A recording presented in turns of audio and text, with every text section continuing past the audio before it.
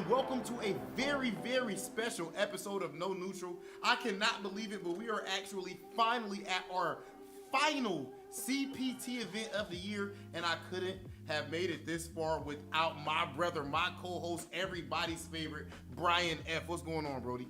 Man, it has been such an eventful year in the world of Street Fighter and CPT, and I wouldn't have had it any other way. You know, sharing it with you, Rob, on the show No Neutral, sharing it with all the fans, just talking about the passion we have for Street Fighter and fighting games in this community.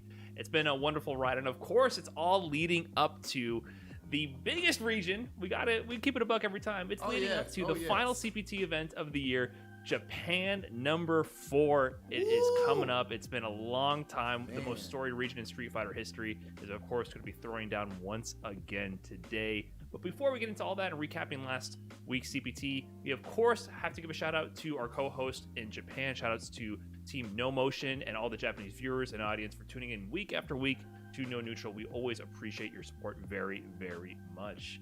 And that said, before we get into talking about CPT Japan number 4, we had what we hyped up to be one of the biggest regions, which has historically been consistently one of the hypest regions. We had, of course, NA East number 2. And, you know, I got to be honest, did it deliver? Did it deliver? Okay, listen, that is a very tough question to answer, Brian. I'm interested to see what everyone else thinks about that. I feel like it was extremely exciting. Like, I've thoroughly enjoyed it. But the actual storylines that we expected weren't the ones that came through. That's not like we didn't get the Punk versus Adon. You know what I mean? We didn't get the Shine, and we did get the Adon versus Art showdown. But yeah, in general, I feel like the event was very good. But I would say that for what we thought it was gonna be, it might not have been exactly that. But I do still stand on the fact that this has to be, when you count the fact that Adam and Punk is in there and all the other strong players that they have, I do still think that it is the second strongest CPT region of the year, though. But the event was dope. But Punk actually went out at 9th place. He lost in pools to Cozy Field, a Falk player, and in losers to Z's Nuts. Punk actually used Luke the entire tournament. Outside of against Child 233, he went with the Karen, but yeah, so that's why we didn't end up getting that storyline, because he got out at 9th. But outside of that, man, I expected Shine. Look, bro, I don't know how to do this sort of thing, Brian, because some of these guys like Shine are my real life friends. You know what I'm saying? Like yourself. So what do I do if we had came in here after the CPT Midwest 2 and you hadn't qualified? What if you had choked or something against Cam? Am I not supposed to keep it a buck about it? I would have called out sick. I think that Shine is too strong. I'm gonna say it. It's just my opinion. I feel like Shine is too strong to not have performed better in this year's CPT events. I think that there's a bit of a. What do you think? I think it's a character crisis. I think there's a bit of a character crisis. We've known Shine as mostly Ibuki main throughout the history of Street Fighter V, right? He's played plenty of characters, and Ibuki was DLC Season 2 or late Season 1, so she wasn't really in the game from the beginning. So he's played Karen before, Jury too, and now since Ibuki's kind of not really been the same meta character like she used to be, we saw Shine pick up Cody and do extremely well in a lot of like the regionals and NLBC and stuff like that. He's done really well with Cody, adding that to his arsenal. But yeah, we saw him go with Ibuki in the matches, and he wasn't able to close out and move on to the top 8. He got 9th, losing to Arturo in winner's side, and then Space Boy in loser's side. Now, listen, I get what you're saying. Insane. I get what you're talking about with Shine. We expect him to always perform well in this region, but I think, to me, my take from this is not that Shine is underperforming. I think we're seeing other players step it up finally, like Space Boy. I think that look at the players he lost to, right? He lost to Arturo, but we were hyping up to be the guy to potentially take the whole event, and he did well this event. We'll touch on that more in a bit, but he ended up in the 3rd place position. And then Space Boy got 4th, and Space Boy is the guy I had as my dark horse to go potentially all the way, because he's kind of a wild child still. You know, he has those moments where like his offensive decision making is either brilliant or the dumbest thing you've ever seen, right? He still kind of rides that line here or there, but his offense is ridiculously strong. Whenever you're playing him, you are uncomfortable the entire time, and he's been getting stronger and stronger and playing in that fashion, and also knowing when to tone it back a little bit, right? Space Boy was amazing, but bro, you brought up art. Brian, can I? What you want me to do? What do you think? Do I take I don't know what the difference of red pill or blue pill, but do you want me to keep it a buck or should I be extra nice about Let's art? keep it a buck. It's no neutral. Keep it a buck. It is no neutral. Arturo Sanchez! I got up here on this damn camera and I told everybody, my man Art has the highest chance to win this tournament outside of Idol to qualify for the season final. Actually, before we even knew it was going to be the season final, back even when we thought it was going to be Capcom Cup, my man Art has been destroying Idom day in and day out. Not literally, but you know what I'm saying, tournament, all these NLBCs, right? And then we come here and Art plays great throughout the whole tournament. It's even to the point where in top eight winner side, round one, ladies and gentlemen, we finally have the showdown. It's time. It's Arturo Sanchez going up against Idom in the most important tournament of the year. But he knew that it was an uphill battle. My man goes with the poison. He smokes Arturo 3-0. Now, I know it can feel like I'm going too hard on Art right now because he played great. And in my opinion, he has had like an amazing, one of the biggest come-ups of the year as far as his increase in skill. I'm proud of him. But at the end of the day, what happened right there to lose 3-0, I feel like it was completely out of left field. It was egregious. It was downright disgusting. Arturo is better than that, Brian. I hate to see it. He played amazing. I mean, he got third place in one of the most stacked regions. Yep. But he was dethroned by Idom and also by the guy that everybody counted out for this tournament because let's talk about it. If you don't know about Rushdown, then you don't really know like the East Coast Street Fighter V ecosystem because Rushdown he's been there, especially in the online era, which is the only era we've had since 2020. He's just kind of been there, kind of just like a thorn in the side of a lot of players. I don't know how to describe it. Yeah. He's a man of his own convictions, and he's willing to speak his mind and stand by them, regardless of what anyone else thinks at all, right? So he's kind of been this kind of dark horse. I don't know how to describe it. The black sheep of the East Coast community for quite some time. And then I think the big showdown was in the losers finals, which was Rushdown versus Art. And it was, it was kind of a slugfest. It's the way you got to approach the sim matchup. Yeah. I think he showed great matchup knowledge and knowing that playing solid against sim is how you lose. And he knows to not be guilt tripped to play the proper way when you're playing that matchup because you got to get nutty with it. You got to get a little scrappy when you're fighting sim.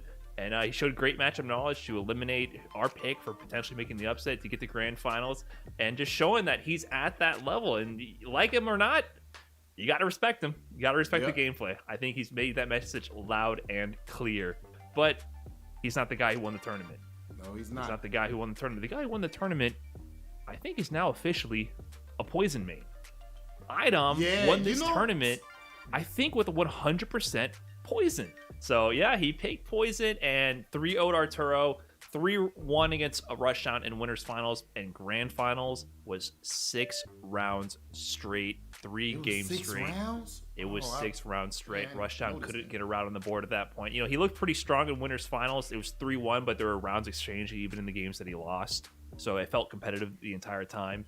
Man, that grand finals, it was a wash. And that's what we see time and time again against Idom. We see players who kind of rise to the occasion, maybe get, put some points on the board, show that they're in the match, and then they get the run back, and then it just falls apart. They just can't stay at that level that they have to stay at for that long against Idom. And I'm not taking nothing away from Idom, though. Idom was the best player in this bracket, like as far as in this top 8, like Punk didn't make top 8. I don't know who's better out of those two, but as far as in this top 8, like that was the best player, and he deserved that win 100%. And I want to make sure, most importantly, that I give Idom his flowers because this caps off. Well, I guess season final as well. But this right here kind of caps off the type of year that he's just had in general. The last few years that he's had, nothing but consistency and, the highest level of professionalism. That man is something different, Brian. He definitely is, and we'll get to hear from the man himself coming up here. We have an interview with Idom, the NACPT East 2 champion, and we're going to hear what he has to say about his recent CPT victory.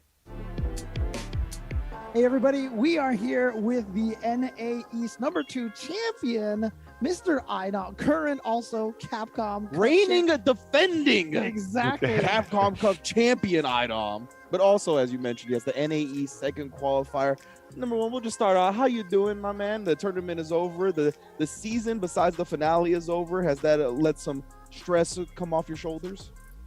So as the tournaments were going on, I mean, I was pretty down. I didn't win the first one. Silly me for switching to Laura in that set. But I'm glad I was able to take the second one. It wasn't really getting to me mentally, but like I felt like I was kind of like a bit out of shape because I practiced a lot for the first one and I didn't practice as much for the second one. Of course. It's the way it works. Yeah. But I mean, it's interesting. You mentioned that, silly you for switching to Laura I mean, this one in the top 8 today, we didn't even see you play Laura at all. Are you in a position right now where you almost kind of feel like Poison is your main and Laura is a secondary? So I had a discussion with Saint Cola. I know he frequents over there, and Saint Cola said he was gonna find me every time I play Laura during this CPT event, and I was like, unless it's ROG or Cammy, I feel like I can just play Poison all the way through, and that's how I got this far. I think he kind of helped me out, to be honest. Nice. That's good, yeah, that you kind of just relied more on the Poison. And to me, watching your NLBC recently grand finals up against Arturo, where you played the Laura, and then watching here where you played the Poison, it really feels like as Laura, the onus is on you a lot of the time in the matchup to make something happen, right? Whether it be like a hard read on a good jump in or elbowing through a normal and whatnot. While Poison, it seems like a much more stable game. Am I reading that correctly? Yeah. So the problem with Laura right now, and like, I love playing Laura. I think the character design is great. The problem with Laura though is like her offense, V-shift hurt her offense so much. Before, like when you hit like, common cross medium kick in the elbow, it was a 50-50, but 50-50 is like calling heads or tail. Now I feel like I have to call what number is gonna roll on a dice when I get a hit, and like that's kind of hard. Like saying it's gonna land on 3 and then it lands on 5 is like too difficult. Now, it's interesting. So obviously in that last grand finals match, I mean, you lost the first round and then just rattled off 6 rounds straight. And I was saying on commentary, it's felt like early on you kind of discovered that EX heart rate and the mix-up game afterwards was really shaking Rushdown. Were you intentionally going to that mix-up repeatedly just because you were kind of sensing that it was more damaging mentally than actually like character life damage? So when I use Poison, at least I'm just trying to make sure I don't explode. As weird as that, as long as I don't explode playing Poison, I feel like I'm fine. So honestly, when I use Poison, I always do EX heart rate to kind of force the V reversals out from people, and I don't mind really getting like pushed away full screen. The problem with him, he never V reversal, and he kept taking the throw. So I'm like, oh, you're just making this easy for me. So that was really kind of how the matchup played out. I see. Trying to kind of bait out a resource by using one of your own, but I mean, Mance just didn't do it. So it's he was confident. He was confident in the Aegis. So I was like, hey, I just got to survive Aegis, it looks like. And that makes sense for sure. So, considering you've been an expert on Poison, Laura, you've had so much success, and I think a lot of people do hold you in a higher regard than even a lot of top players. Do you have like anything consciously that you recognize that kind of separates yourself from the people that are just right below your level? I think it's just not, like I said, this game is just don't explode. This game is literally just don't explode. Unless the characters Abigail or G, I don't think you should be exploding at all. You can mitigate a lot of the risk taking. Yeah, and the person that qualified out of the region with you is Punk, right? Your partner in crime, your rival across the decades, space and time when it comes to Street Fighter V. Are you excited to do probably something with him considering what's planned for the season finals? So, me and Punk play. Yeah. We played probably like a million times. I really hope, I really hope with the CPT final, not even just because it's me and Punk, I want to see like more matchups, because I feel like even last season it was kind of the same matchup, because no disrespect to no disrespect to Brian, he's definitely one of the people I've been playing with very frequently. I don't want to watch Brian get washed by Rob again. I'm not trying to see it again. Oh, I can't wait to see it. Oh, I like that. I like that answer for sure. All right, I messed with that. Well, I've just got one more question. Like, people always talk about you and Punk rivalry. There was, the scenes where, Punk was yelling with Gustavo in the back, and he was propping you up and everything. And it seems like Punk really kind of, lives in the rivalry, but you seem to be very nonchalant about it. Do you consider yourself, you and Punk, rivals, or is it just, another opponent for you? I think it's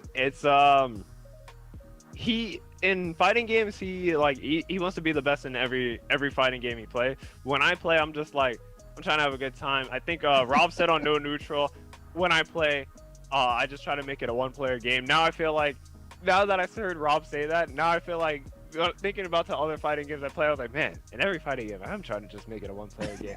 I remember how you played in Infinite. It's definitely the case. I remember.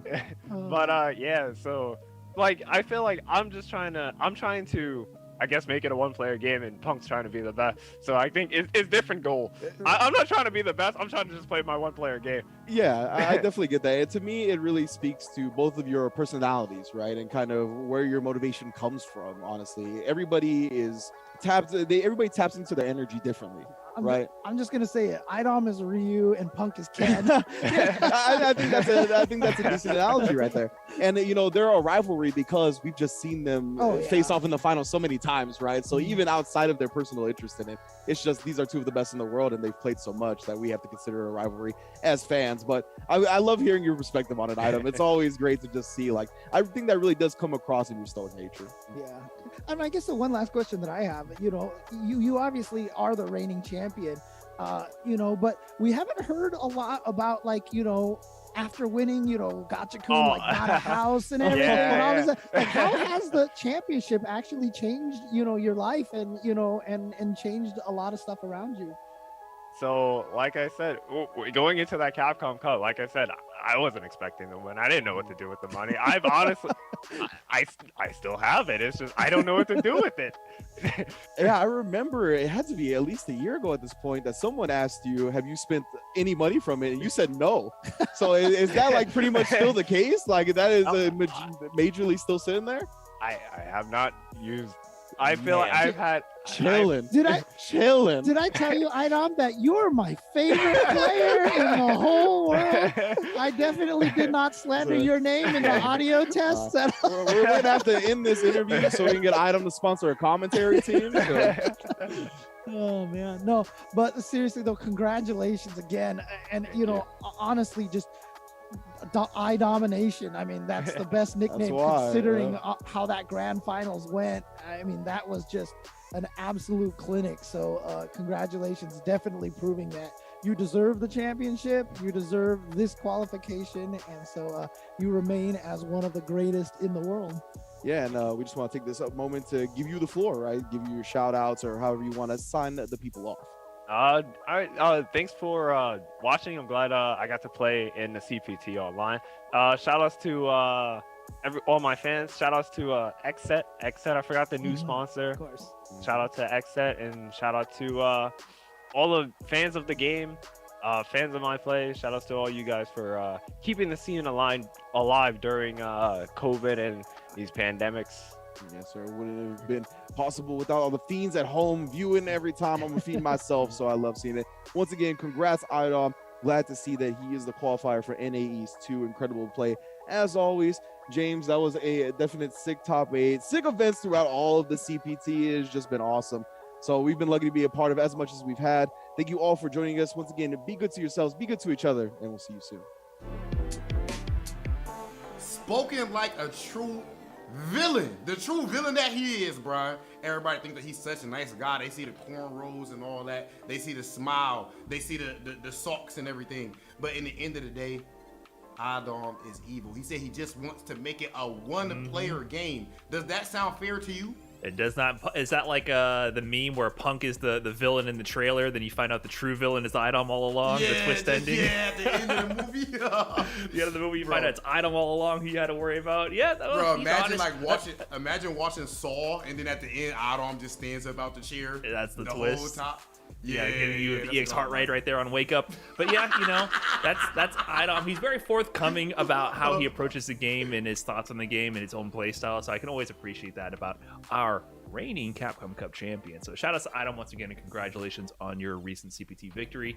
But that said, we're going to shift gears here because we have the final CPT event of the 2021 season coming up. And of course, we had to end it with a bang with CPT Japan number 4. Yeah, number 4. This region got more qualifying spots than other regions. Some had 1, some had 2, and Japan had 4 because they just got that many good players. Let me run down some stats real quick about the previous 3 events, just to quickly highlight why this region has so many qualifying spots. Japan number 1, first place Mago, second place Tokido.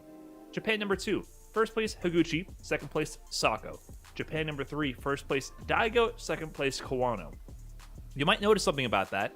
That was 3 events with 6 different people in the first and second place positions. That's crazy, bro. How many regions can you run the same tournament 3 times in a row and have that much variety in results? And with those names you throw out, they're not unknown names. These are people that have won Evos. These are people that have gone far in Capcom Cups, or maybe even won early Capcom Cups in other games, right? Shout outs to Sako. These are the young up-and-comers who have done big things in events like Topanga League. The EVO Online champions as well. So this region just timed. What else can we say really about the strength of Japan and the level of Street Fighter that they deliver? Bro, what we are about to see right now, Brian, is what all of this is about. Like, this is the heart and soul of Street Fighter. This is the pinnacle of strength in Street Fighter, at least on a, I don't know if it would be appropriate to use like macro level. Like I feel like, of course you can put Punk, you can put Idom, you can put different phenom players like that in the same echelon. But as far as on a widespread basis, there is no region that is touching Japan. I mean, the amount of heart and soul, the amount of entertainment that this region has provided to us just makes no sense. Right now, there's a player out of this region that hasn't qualified yet, and everybody knows, man, the elephant in the room, the GOAT in the room, arguably the best player in fighting game history, is none other than Tokido. He is not qualified for the CPT season final yet, and before hadn't been qualified for Cup yet. In Japan 3, he actually had a very surprising result, being put out at 17th place. Imagine Tokido not even making top 16 out of this world. And a player he lost to was Kichi Parmu, so we got to make sure we give him his flowers. I think that's actually, at this point, we have to say that's a demon for Tokido. Mm-hmm. I mean, we seen him get his get back against him at Capcom Cup that one year when Kichi Parmu was giving him a whole lot of problems with that Geef. And people were like, man, maybe Akuma versus Zangief is a trash matchup. But then, even at this point, this is him using Urien, and Kichi Parmu is still winning. Double Jeopardy in Tokido. But even with that being the case, we just most recently saw Tokido showing exactly who he is at Kimono Michi. I'll let you break down exactly what happened there with him versus Kawano. Yeah, so if you don't know about Kimono Michi, it's an event that Daigo puts on where he has multiple game champions and extraordinary players across different genres meet to compete. And kind of like the theme is you get one shot, don't miss your chance to blow. You got one shot on Kimono Michi usually to show up, put in work, and make a statement against your fellow gamer in whatever domain it may be. And for the Street Fighter V event this year, they had Kawano going up against Tokido. Now, Tokido normally would not be part of this since he lost previously to Daigo. That's kind of been that storyline with Daigo versus Tokido, where Tokido was looking to finally get the long set format over Daigo, which he eventually got into Topanga.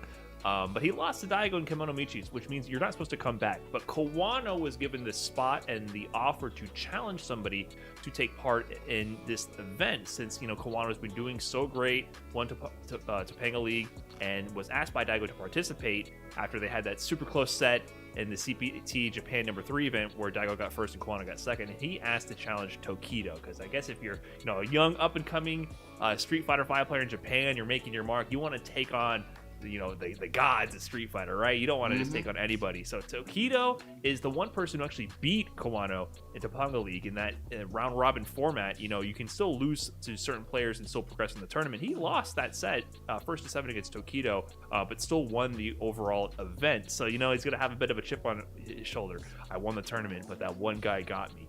And man, leading up to that set, they filmed the promos beforehand, and Tokido, what I love about Tokido is he doesn't have to say much to say a lot, right? Yes. He just mentioned, he said, if Kawano thinks that he can get to my level in such a short span of time, that must mean that he has not fully grasped the situation. Oh, goddamn! The bars from Tokido, and of course, the man delivers. It was an interesting format.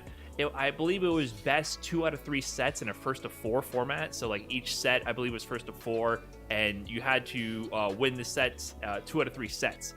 Yeah. Kawano didn't get a set. He got like maybe 2 games, 3 games out of the total of Tokido winning 8. It was not close, unfortunately. Kawano never got another set to get going, and Tokido just kind of showed like, hey, you're good, kid. Keep it up. Maybe one day you'll get on my level. Pat him on his head. Look, and even when it's talking about Tokido there, which of course I feel like for me that'll be the coolest thing to happen if Tokido was able to qualify.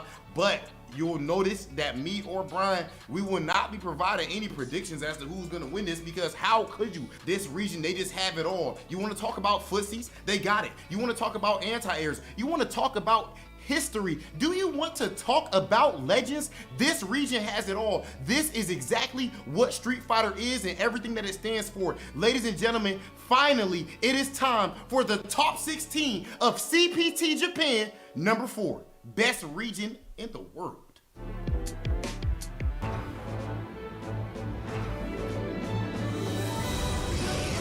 All riders have to strike out on their own. Let's do this.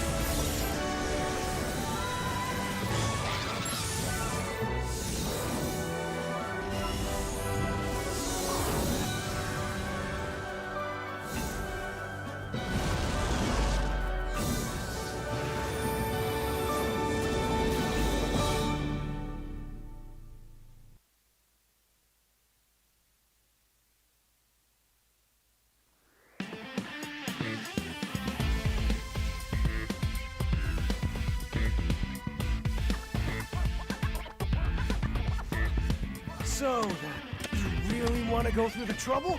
Fine.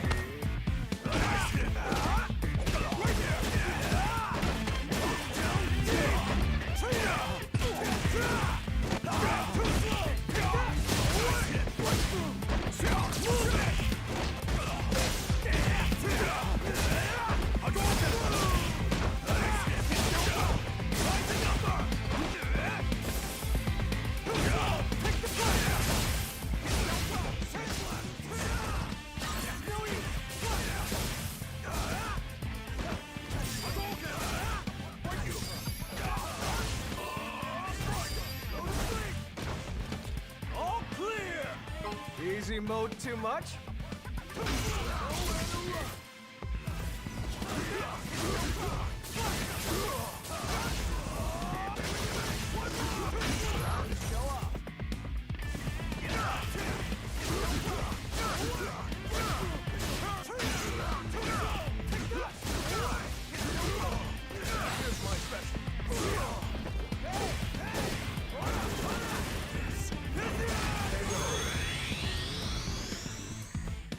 Sucks to be you.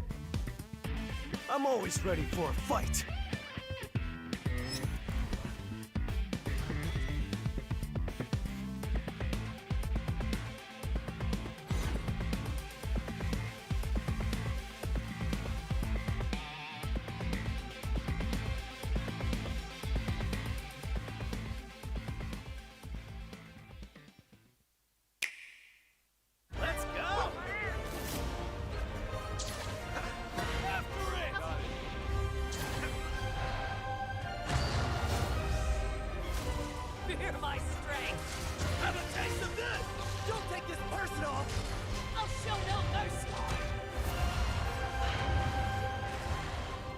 This is for my fellow hunters.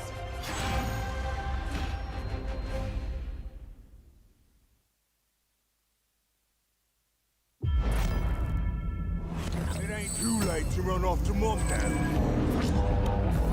These matches are going to be even more ridiculous. If you know anything about Street Fighter, you do not doubt the GOAT. My man is always hitting go. You thought I was playing? Oh, you're hella dead. The main event. Help me out, Nadeshko. I love how much it means to him. Wow. Not over here. It's not over. Are you serious? My man is reading right now. My man is reading.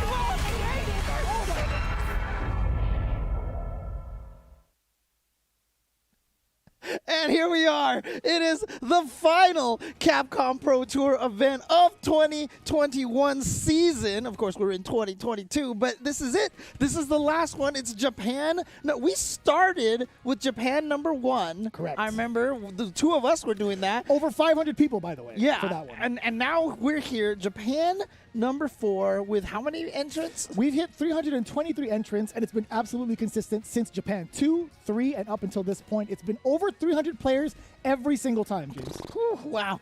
In, look, obviously, they were talking to Rob and Brian. We're talking about it. Japan, strongest region, deserves the 4 spots, given to them.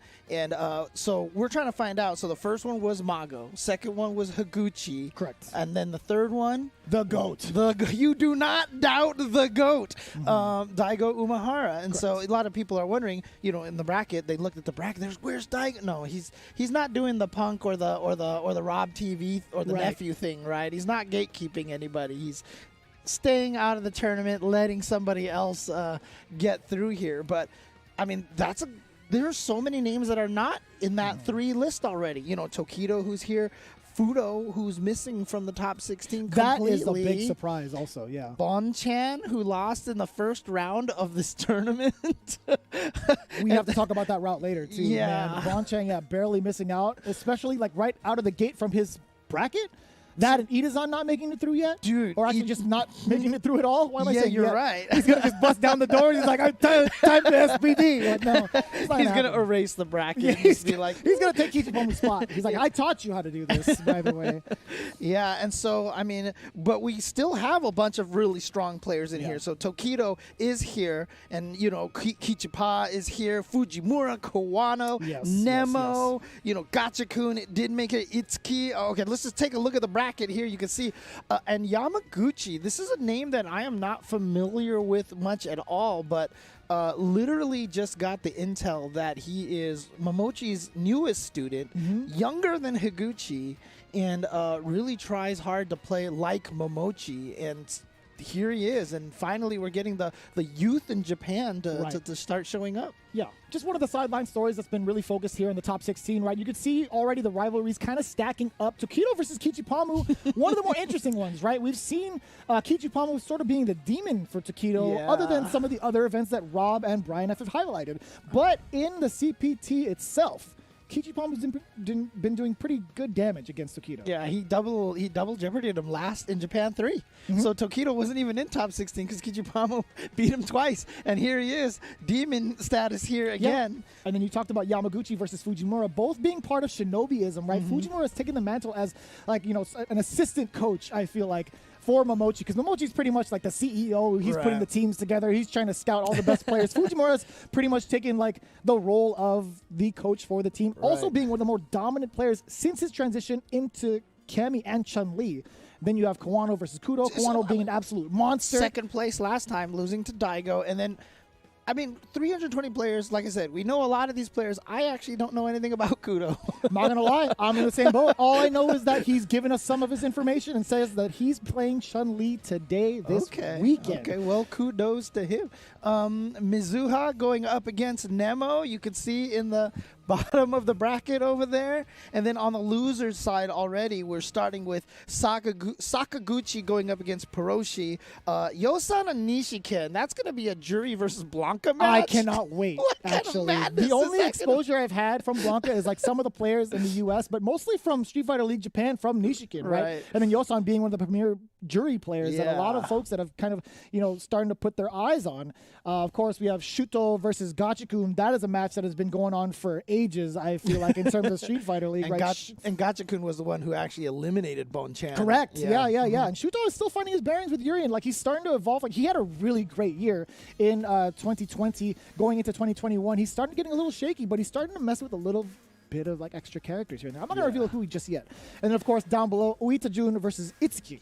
Yes, it's one of the greatest Dalsums that's out there from Japan right now. It's like him and YC Mochi, who are considered like the Dalsum gods of Japan. And Dalsum's been on a tear. I mean, even though Arturo got third last week, everyone just started like complaining about Dalsum on the social media verse for no reason. It really happens once the Dalsum gets highlighted, I feel like. But then I talk to all the other Dalsum players. They're like, we don't know what the heck these guys are talking about. It's really indifferent when it comes to like the Dalsum player, but then outside of that scope, everyone's like, you guys are full of yourselves. Like Dalsum's mad good, and you know it.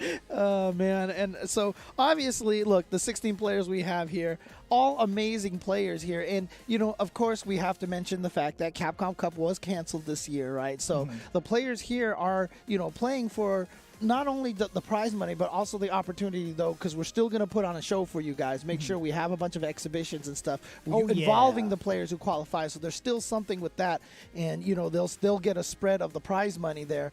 But this event itself has its own amount of money on the line as well, and I believe it's about $5,000 for the top 4 players here, the prize pool, which is partially funded by the PlayStation tournaments. So shout outs to PlayStation once again, and as you can see here, so there's a little bit on the line here, but a little bit, that's a good amount, man. I'll take that for playing in the comfort of my own home. If I were in Japan and the internet infrastructure is that good, best believe I'm like, I can make some money just chilling. I'm gonna be pressing buttons all day, beating the heck out of my opponents and outplaying them, and you're gonna pay me for it? Why not? That's a match we can have. But I mean, this is Japan. You know that there's a lot of pride on the line, right? There's definitely a lot of pride, and I mean, even they were referencing Brian and Rob were referencing the Kimono Michi. Yes. Do you remember after Kawano lost, like he wouldn't get up from the chair?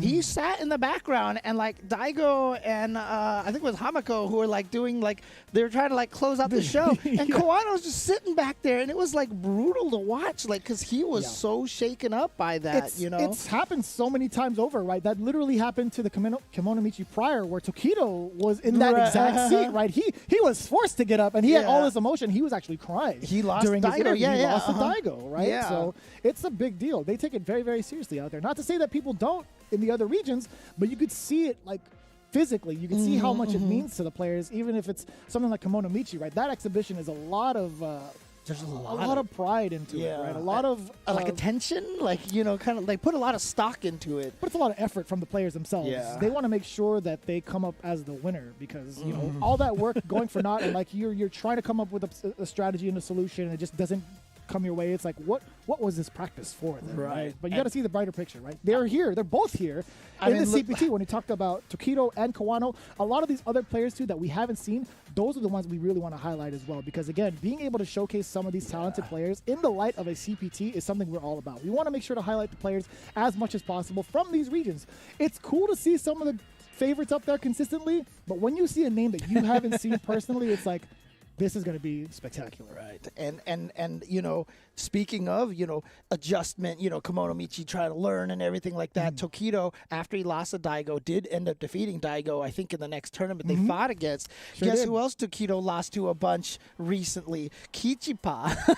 Yeah, that's true. And so, he's probably studied that matchup. That is literally the first matchup that we have here on the stream today for you guys. And so I'm really curious how these players are going to be approaching this match. So I believe we have the quotes ready for these players here. We're going to start with Kichipa, who says, "I'll put in my best effort."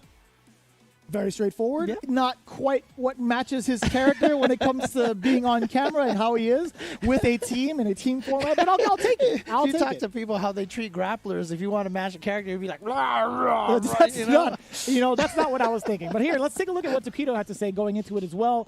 He's going in saying, "I've been growing a lot lately. Time to show it off." I love the picture. Take note of this picture, by the way, okay?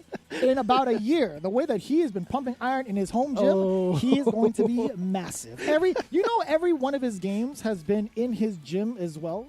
He has, like, his background, there's, like, a squat rack in the back. There's, like, a bench press rack as well. Dang. He's got it all. Like, he plays Street Fighter V in his gym. I'm not even exaggerating. Look, I feel like the past year, I've been playing lots of games, and I've been getting massive, too.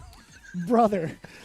Big brain. I see you. I see what you mean. I see what you mean. See, it's hidden behind all that glorious hair. But we're getting into it, right? Tokido versus Kichipamu is going to be our first matchup of the day. Expectations are going to go out the window as soon as it starts, but best believe it's going to be some of the best Street Fighter you've ever experienced, hands down, because this is one of the best regions with Japan number 4. The final qualifier as we get ourselves ready for the season finale. It's Tokido versus Kichipamu. What are your thoughts going into it, first and foremost? Look, I'm just going to say this. I have been a grappler player since the beginning. Zangief is one of my main characters since Street Fighter 2. I've always loved playing grapplers. You know, I joked about grapplers, but look, grapplers are like the most honest, like, footsie characters in the game. Like, they require so much patience and so much... Ultra David, is this you? Have you been hanging out with David too much? What is going on, man? David will agree with me. He will. That's why I've asked this question. But hey, we're going to see how honest the footsies are with Kichipamu going right into it, right? Tokido is going to go for that strategy of kind of being a nuisance outside of the range where Zangief wants to throw out his normals. It's a great time to get that V-skill going too. Tokido is still trying to counter-poke, and this is what he wants, right? He wants to bully with projectiles.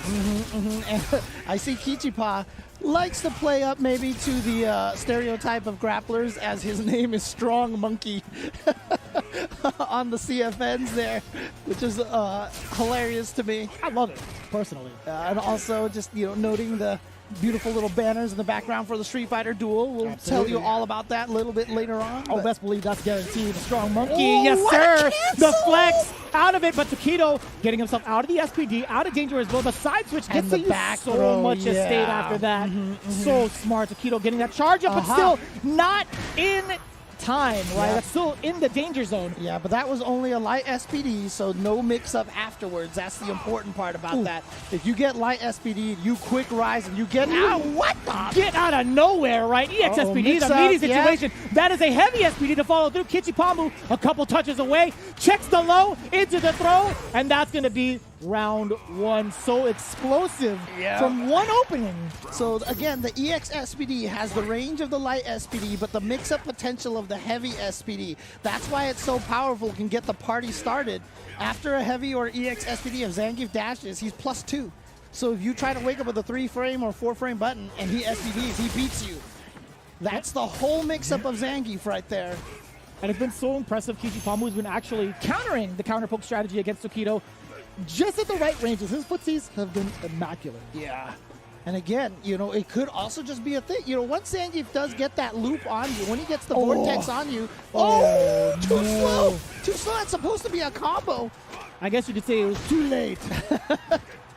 And the thing is, maybe he just has Tokido's number. He just knows what Tokido's thinking as being part of Tokido's demon, you know?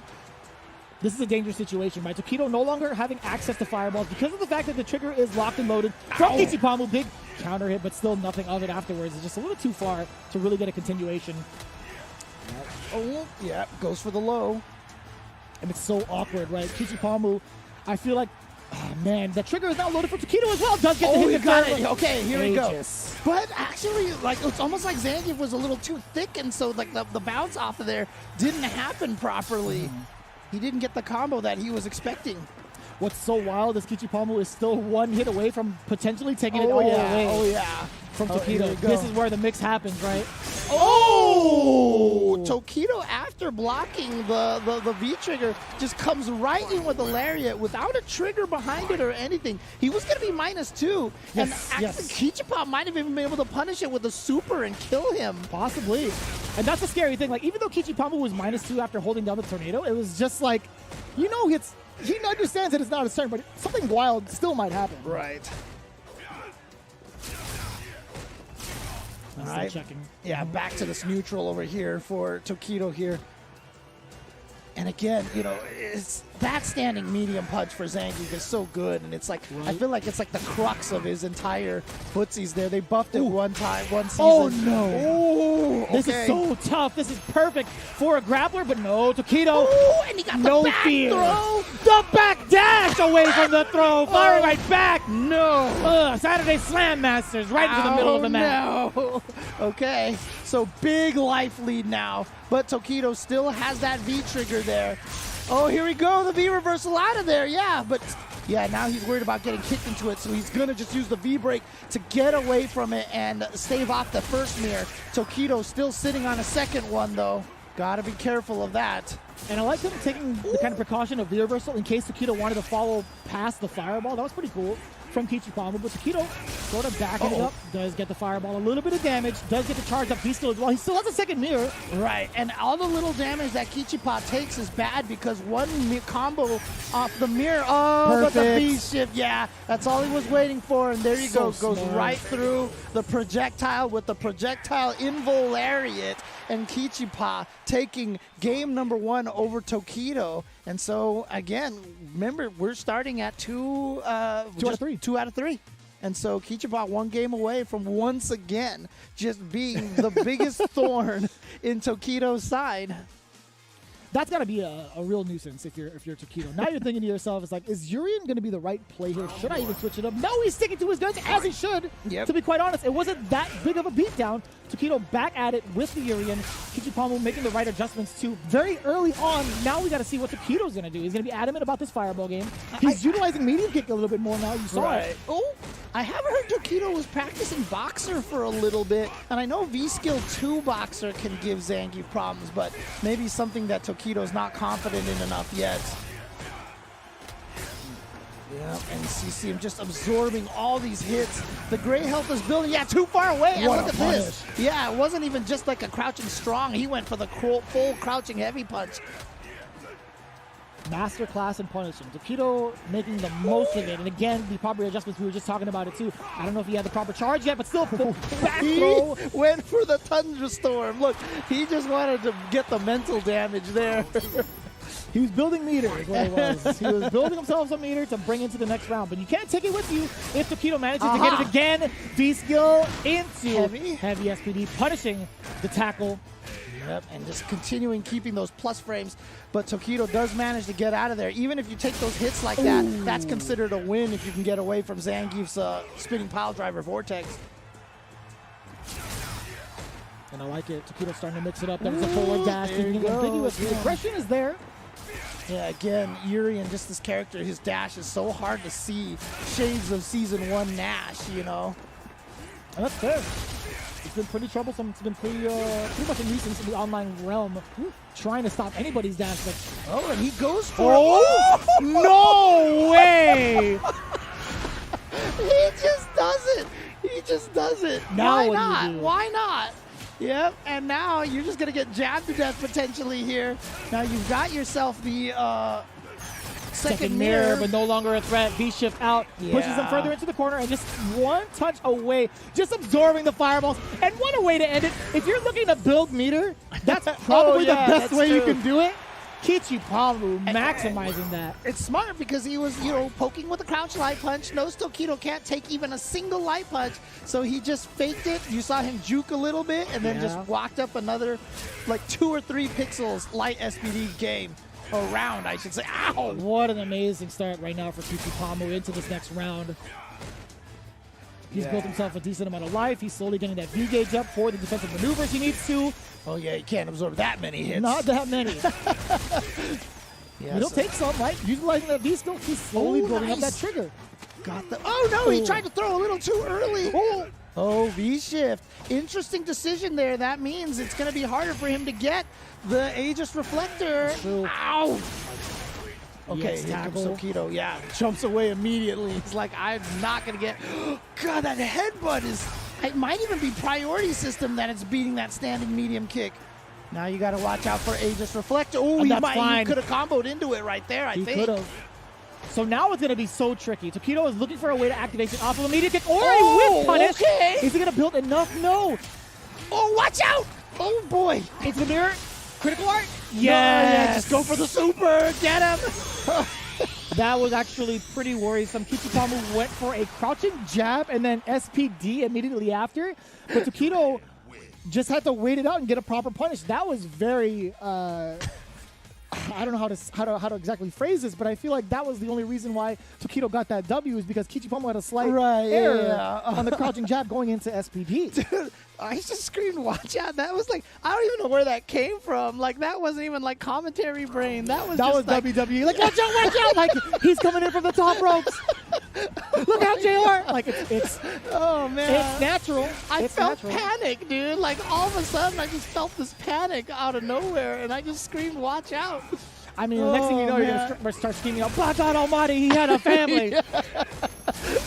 It just happens, man. You see a wrestler in a wrestling ring, you just want to do it.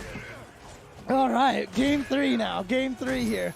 And yeah, there you go. That standing heavy punch, fully charged, different range than non-charged, which is what makes it harder to whip punish sometimes. And look at the scenario already. Kichipamu locking him down. Tokido taking the risks. Yeah, but he's out of there. Headbutt. That was like a Season 1 jump back OS tech, it almost looked like.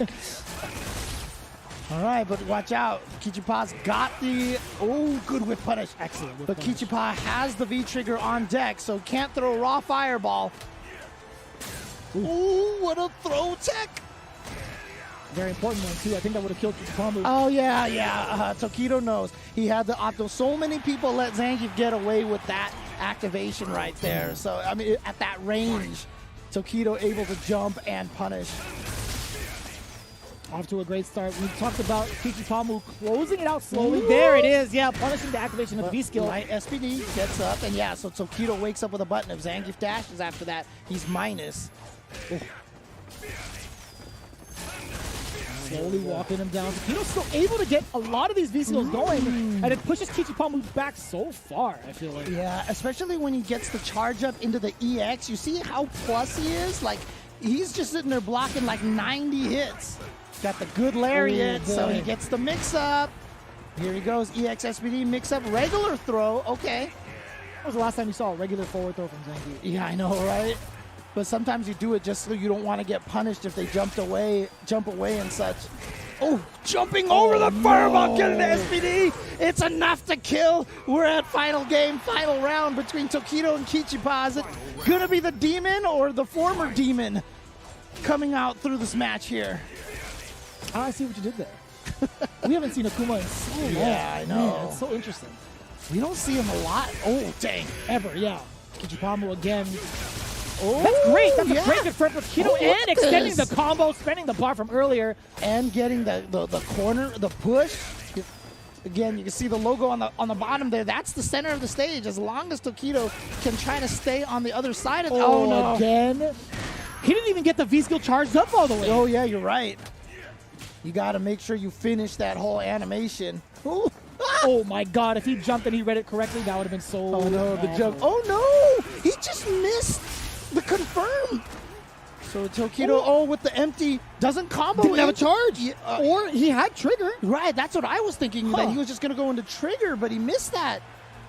And now Tokido, I mean, there's too much time for him to just run away into the... Oh, he got him! He got him! He's not dead yet, is he? No, he's not. A lot of damage here. Not going to go for the second mirror in the combo. He's going to hold on to it. This is going to be so dangerous, though. Kichipamu, he just runs into the metallic sphere. No, not like this, thinking he had the time to move forward. Yeah. And look at this, Tokido.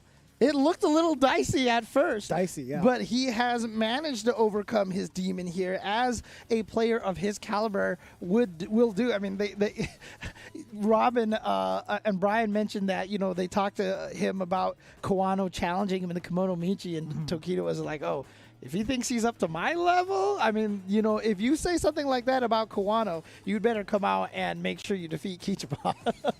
That's fair. That is pretty fair. I mean, like, you can't really, I don't know how much you could really compare the two, because Kichipamu has been such a wrench in so many players' games, to be honest with you. And Kichipamu can really hold his own. You can see it right in the replay here, right? It was so convincing that he was going to take it all until that one mishap in the third game. Oh, where the second game, SPD, excuse yeah, me. the SPD Second game. missed. Yeah. Where he jabbed, and it's like he did the SPD on block timing, and he did it too fast or something. Yeah. It was right here, I think. Is it this one? It was in that scenario, but then like the replay didn't catch it. We were going into it, but then now he just runs in yeah, right there. That's so troublesome. I think what he might have been trying to do was just dash up and get just close enough and maybe activate the V trigger to vacuum him in. So I think he was just trying to get in there and wasn't able to do that. But Tokido, look, again, a lot of people feel this way, that Capcom Cup doesn't feel right without Tokido, right? So if we don't have him in any of the exhibitions, it would feel kind of weird to know that he didn't qualify, quote, qualify. And so here he is. He's done for the day. He will be playing tomorrow, and Kichipa has some time to chill right now before he'll play his match. He'll be in the last match of the day in the loser's bracket. Yeah. And I know a lot of these cats are still kind of streaming their runs as well, so you guys can have that kind of window open and see where they're at. I'm sure Kichipa was going to be playing a bunch of games as he gets ready. But in the meantime, we are transferring over to Yamaguchi versus Fujimura, both part of Shinobiism, which is going to be pretty interesting, right? We talked about Yamaguchi being one of the younger players. Younger than Higuchi was one of the big standpoints, right? Higuchi being one of the players that have made it into Capcom Cup, into the season finals with Guile, and now Yamaguchi kind of trying to pursue that as well. Yes, and it's interesting because given the context of Tokido's quote about Kuwano, is like, oh, if he thinks he's up to my level in such short amount of time, Japan really does have this. Their scene has this feeling of the veterans versus the younger players. The younger players haven't been showing up as much as they have been in a lot of other regions. Japan has largely been dominated by the veterans for all the major events. Players like Higuchi and also the Sakura player who won Evo Japan. Why is the name Nauman? That's what it was. Nauman taking that event was a big deal because they were all part of the younger crew, and so Yamaguchi here going up against Fujimura. Yamaguchi being this young is a big deal, I think, and I think it's kind of exciting to see. You have some more players kind of in the same class as well. Shuto also in the lower half of the bracket, kind of within that range, not as much. John Takeuchi was also one of those players. It's been a couple of years now, right? But he's still considered one of the newer generation of Street Fighter V players. Yeah, exactly. And regardless, John Takeuchi is always going to look like he's 6 years old anyway, so it doesn't even matter. So that's fair. Still never will get over the fact that someone told me that they were watching him on the airplane, Johnny Tak, and he was sitting with his feet on the chair, like he was hugging his knees with his feet on the chair. Do you know how small those airplane seats are, man? It's compact size. Anyways. Yamaguchi versus Fujimura. Let's take a look if we have the quotes ready for these two players. Going in with Yamaguchi first, I will try my best to win the tournament, as you should each and every time. Exactly. Yamaguchi with his eyes on the prize, but he has to face off against one of his teachers, I feel like. And that, of course, is Fujimura, famed for his Ibuki play in Street Fighter V, moved on to other characters. He says, I'm aiming to win. I don't want to be a springboard for that player. Oh, okay. He doesn't want to be one of the early veteran notches on the belt of Yamaguchi. I like that. Yeah. I like that. He's like, yeah, we're part of the same team. I'll teach you a couple of things to get you better, but I'm still going to beat the heck out of you. If I ever see you in tournament, best believe I'm taking the limiters off. And I feel like what's wild about that statement, too, is that Fujimura has really had his sights on trying to win with like the best chances possible. Yes. And I say that because he's picked Cammy now. Yeah, no, like I was saying, he was very well known for using Ibuki. Ibuki really kind of has fallen off in the past couple of seasons, and now going with that Cammy, and Cammy, has she been weak ever in Street Fighter V? Like in all, think so. I think she's always at least been in top 10 or top 5. No matter what part of the world you are from, you are always going to have Cammy within the top 5 discussion. Yes, exactly. That is point proven for sure. Yeah, and so it's good character for Fujimura to go with. And, Cammy is a character very straightforward, very simple, yet somehow Fujimura is the kind of player that will find new juice out of these characters that you feel like are completely figured out. I've seen him use like her V reversal from far away just to move in close to punish, and he's a robot, man. He'll find ways to optimize in ways that you never even thought of. He's going through every single algorithm you could possibly do with Cammy and make it work. Yeah, and the Yamaguchi, the youngin here, also using the youngest character in Street Fighter lore, Nobody younger than Luke, brand new character to the entire series. The newest character to be added. Okay. We'll see how this plays out. I do want to see what kind of neutral Yamaguchi brings to the table, but as it stands right now, Fujimura already making quick work off of that throw, but it does reset the situation a little bit. Yeah, what I'm really curious about this is that Luke has really interesting footsies. The fireball, the range on the buttons, you know, charging to get safe on block punches and sometimes plus if you charge it all the way. I want to see how that matches up with Cammy. You won't see it as often, especially with Trigger 1, right? He's going for like the Sandblaster ender, or at least the Sandblaster trigger. And I feel like that hasn't really done much in this matchup. I've seen this before in Street Fighter League, specifically against Fujimura too. I don't know what Luke can actually do to kind of really stop her from this part of the game, right? Ooh, no drill off of that crouching medium kick. Fujimura is really good at the single hit confirm for Cammy. Oh, that's going to be huge. It's so far away, but Fujimura still is able to reach. Not quite get it. Oh, you're dead now. And then optimizing the kill, but that didn't kill. I mean, yeah, V-trigger cancel causes a lot of scaling, but still, I'm really surprised by that. Very, very surprised, yeah. And again, there's that single hit confirm again. Probably using the stun bar as most people do when they go for the single hit confirms. Oh, that was so slick. He used the flash knuckle as a way to bait, thinking the Sandblaster was coming out. Very sneaky from Yamaguchi. All right, back to the neutral here. Oh, there we go. He could have gotten so much. That was counter hit too, James. Oh no. Just wasn't ready for it. Oh, the autocorrect on the DP and a raw activation from Fujimura. Very interesting. You don't see that a lot from Cammy at all.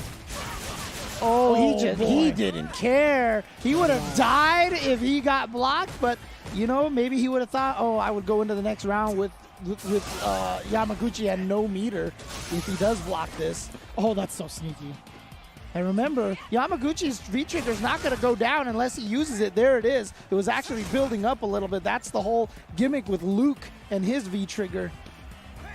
I feel like here Yamaguchi is still trying to bait out with Sandblaster a little bit, but if Fujimura reads it correctly and gets a critical art, like Yamaguchi can't use a special move other than, you know, like committing to something like Sandblaster. Sure, it hit, but if he were to commit to like a flash cannon, or sorry, flash knuckle or like a Sandblast, Fujimura was buffering that critical art. That would have been lights out. He was just going to try to raw super him, but now here comes Fujimura. Oh boy, getting counter poked here into the target combo, back throw. Ooh, too far. And again, no confirm on the single hit, and a misconfirm right there this time from Fuji. And I love the corner carry there. Oh, yeah! Not enough time. I love that. No free V reversals for you. Rock it up. Ooh. And again, there's that autocorrect. Fujimura choosing not to cancel that into a super for some, you know, big damage. He's going to save it here. And now almost out of V-trigger, but doesn't have it quite yet. He's going to have to block something because he doesn't want to take any more hits because that's going to be too risky at this point. There we go. Now he has the V-trigger. This is kind of dangerous. Okay, good patience from Yamaguchi. Not getting baited by the close. Oh my God, that thing is so fast. I legit blinked. I saw the throw. I'm like, oh yeah, I can blink here. He's gonna walk backwards. No, the trigger came out immediately afterwards. Holy crap, that thing is so fast. Yeah, that's not something you. What's the startup on that? Like, I don't even feel like you could react to that one just on sight right there. And it's just so dangerous because of the fact, like, he's really testing Fujimura's patience. You see the critical art on deck too from Fujimura. Yet Yamaguchi's like, you know, I'm not afraid of you. Yeah, well, Fujimura is in a position right now where he might be one of the first veteran notches on Yamaguchi's belt here. So he says he doesn't want to give any power to that guy. Well, that guy is doing well right now. It could literally be every other person that's in the pocket too. He had that quote ready at the start of the tournament, you know. Without a doubt. Without a doubt. Oh, here we go. Big combo. Has the V-trigger activated. As you can see right down there, the V-trigger bar not draining on its own. Oh my God, it's so fast. And it's just... Oh, the counter hit. He's going to get the full sequence, and he gets a stun. Oh my goodness, and you are actually dead. Maybe? No, you're dead. Yeah, Sandblaster, you get to do an uppercut right after that, too. Right. I mean, I was just thinking scaling maybe, but I guess not. Holy moly, that was damage. And no. this is a great start. Oh, charged no, it for a little too again. long. So in case you guys aren't familiar with Luke, you can charge his special moves, the punch special moves. The flash knuckle, yeah. And they get special powers, but you can charge them too long. So there's like this magic window to make sure you charge it long enough and not too long. But I think this is it. That is going to be it. And Yamaguchi, the youngin'. Remember what I said about that initial phase where the neutral is pretty important as Cammy? Like, you get to space Luke out a lot. He's got a lot of forward-moving moves, by the way. Yeah. I wanted to see him utilize that a little bit more. I was like, huh. That's why I was curious about how this match is going to go, because Cammy, she usually controls a lot of the neutral against most characters with that standing medium kick, the crouching medium kick, etc., etc. But Luke has like these nice forward-moving moves and, interesting normals that can really shake that up. And so there you go. Yamaguchi sending Fujimura to the losers bracket, and he will be having the ultimate test in terms of trying to fight veterans up against Tokido as the first match tomorrow. That's going to be so live. I cannot wait to see that. But, man, that's so impressive from Yamaguchi, right? Transitioning from his initial strategy of throwing out the Sandblasters, again, one of the best projectiles in the game, he was really trying to test out that neutral first against Fujimura, and now he just went in that final round. I really have to watch that again because I feel like I legit blinked in the final round and it was over. Right. That damage output is massive. Yeah, and there you go. Yamaguchi advancing forward. He's done for the day. Absolutely. Fujimura will have to win one match in the loser side of the bracket as we continue through the winner side over here. And it is going to be Hitbox's Kawano going up against Kudo. Again, Kudo, a player that I don't know much about at all. If anybody has any intel on him, feel free to send us some information. Please do. We always love seeing the kind of tidbits that people can find, especially from those in Japan, that can tell us everything they know about certain characters or how they've been following them or what events they've been a part of, really, because we really want to highlight how they even got to this particular situation. They've been taking down name after name. So Kudo, again, with Chun-Li. Yeah, which is exciting because Chun-Li is a strong character too, but we just haven't seen a lot of play from her, interestingly enough. But again, Kawano, second place last time. Daigo, if I'm not mistaken, had to come back from the loser side to defeat Kawano, I think it was. I know the last match was definitely a strong because we were commentating that one. And that we was, legit couldn't sleep for the rest of the evening. I lost my voice as well. I don't know about James, but I'm pretty sure he was not asleep. That's for sure. And we're going to get that kind of action throughout the entirety of this one, too, because it's already setting itself up to be pretty surprising, right? Yamaguchi taking down Fujimura, again, I feel like it's a slight surprise only because of the fact that we've seen a lot of Fujimura as Cammy, but Yamaguchi coming out of the woodwork with a character that is still new. Right. The newest character taking down a very, very strong one in the hands of someone like the machine Fujimura. Right. And now I'm curious here, like, are we going to get any sort of hint as to Kudo's personality from his quote? Or I'm curious to see. Let's see if we can get any more insight directly from Kudo himself. All right. He says, I want to become the best. Okay. Okay. That no one ever was. There you go. Okay. Can't get any more straightforward than that. And I'm sure Kawano has just as much to say, if not more. Oh, yeah, I was right on point. I was right on the money. I will try my best. So we're going to have want to be the best and trying my best going up against each other. Whose best will come out on top between Kawano and Kudo? And again, Kudo is you said Chun-Li player, right? And that's going to be an interesting one because Chun-Li obviously has great normals. I always say that about this character. And that's one of Colleen's strengths. Is the good normals, right? So I wonder if Kudo is going to be able to match up with Kawano's neutral game. One of the key differences is that Chun-Li does possess a fireball, so she can go to that game if need be. It can be a pretty big deal going into confirms. Like you could have like a, anything sort of going into a fireball and then delayed into like lightning kicks, EX lightning kicks, or lightning legs. But at the same time, one of the biggest things that I've noticed from Chun-Li is her inability to anti-air consistently now.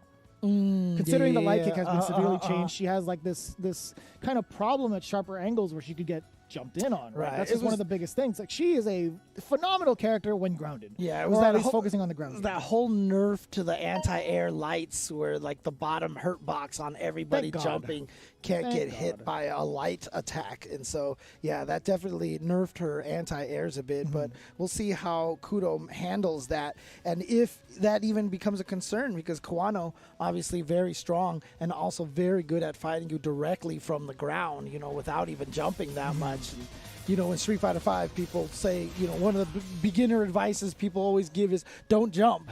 You know, Unless you play a dive kick character, jump all you want. No, but all jokes aside, that is actual facts. yeah, Make sure not to jump too much. yeah. If you jump, there better be a very, very good reason for it. That's the idea. And here goes Kawano. Again, straight off of the Kimono Michi where he lost to Tokido. I like this air-to-air from Kudo. Okay, that's a different kind of anti-air. Look at this damage that he's already started here in this round. I did not even see that coming. That was pretty ridiculous. Kudo is already putting Kawano into the corner, but commentator's Yeah, curse coming in perfectly. Oh, yeah, he's going to be able... No, he was worried that he couldn't get through in time. But he does have the V-trigger started now, and so you got to watch out for the ice skates Colleen right here. It can dash in at you at any time. Watch your feet. And it's such a kind of interesting predicament now. Kudo, despite not having too much room to work with, he's still moving forward pretty well. He's going to take this throw. That's going to be just fine. It puts him at trigger, and Kawano is slowly losing his as well. What an interruption! Okay, he's going to be able to get a lot of damage off of this. Yes, there we go. So sick. And you know, one of the nice things about having moves like the EX Lightning Leg that hits so many times, you know, scaling, there's a minimum, right? So the amount of damage that you're losing off of scaling is not going to be as bad.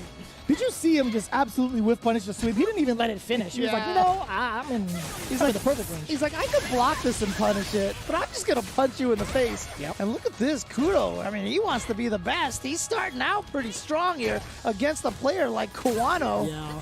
But Kawano has the adaptabilities gene. He's Yeah. he's definitely one to really turn it up, even after a loss that's kind of significant right now. Kudo is just laying it on Kawano, but we'll see what happens. I'm going to call it right now. Kudo is going to take this all the way. Well, he only needs one little hit again. And Yep. one of the things that I was saying about Chun-Li, and one of the things that you said about the fireball, right there, and two, the normals being able to kind of neutralize Colleen's advantage that she has against a lot of other characters. And you saw that there. I mean, Kudo was just like heavy punch, heavy kick, heavy kick. Dismantled Kawano in that round, which is going to be setting up for a really exciting turnaround, possibly from Kawano. But if Kudo keeps this up, he is looking to be one of the prime suspects into the top three because he is playing phenomenally. It's a good Look start at the again. awareness and just the game sense to. Oh my God! Gets the counter, gets the frame trap here, and now the throw, close to stun. Another back one. throw to make sure he Jesus. gets the stun, setting himself up a little bit of extra meter. Stomp, lightning kicks, and he's working on a perfect here. Oh, Jesus! No, I legit saw that whip punish and I punched James by accident. I'm sorry. Kawano has not been able to activate V-Trigger in like two of the three rounds. No! What has Kimono Michi done to him? Oh, gosh, Tokido just completely demoralized him? No, Kudo's playing out of his mind. I'm going to say it right now. No, Kudo's for playing sure. so well. Well, look, I hadn't heard of Kudo before this, but he's on my radar right now. If he can keep this going, but you said this could be the setup for the most amazing comeback. And This isn't the first time Kawano's been at the deficit where he's just down to the point where he's about to lose his stun. This is going to be great. Yeah, Kawano now with another chance at life. He does get to go into the next round. Nice and easy. This is where it can all change. Kudo has to be on red alert for this upcoming Kawano now. right, because if Kawano can take this, If he can take this fierce into critical art, sure. What's going to be the setup afterwards? Is he just going to go for a jump in? No, he's going to dash up for the Oki instead. I mean, it's such an interesting decision because you do take away a lot of your own utility for, EX bird kicks on wake up. And now you know that if you whiff something, you're not going to get punished as badly. So it's an interesting choice from Kudo. I'm always not necessarily a fan of the round start, blow the super right away. But I will say he did a great job of getting himself out of the corner. What a counter poke there from Kawano. I feel like it was a slight whiff punish, Yeah, it was like a spacing trap almost. Counter hit. Okay, close to stun. Actually, never mind. It is going to be a stun. And there we go. Like I said, you use the meter so quickly like that, and now every time you get knocked down, Kawano's like, this is a free meaty now. You have no EX bird kick. I can risk stuff because if you punish me, it's not going to be light kick into EX legs. It's, that makes sense. The intimidation factor of having those 3 bars, which lead to damage, into Oki scenarios consistently, having a fear, the wake-up scenario as well. That's a hefty amount to think of, right? There's so many other options. You talk about mitigating your risk, as Idom was talking about last time. Mm-hmm. You kind of leave that all out once you get rid of your own bar. It's like, all right, well, I don't have that many risks to think about. Oh my God, air throwing the V skill, you love to see it. I almost wish that, we had like the Game 2K out there to give me stats on round 3 start supers and how often that player wins, because I feel like they end up losing the round almost most of the time. Yeah. Oh no, Kawano, we talked about this early on, right? When he got that first game deficit. It's a trade.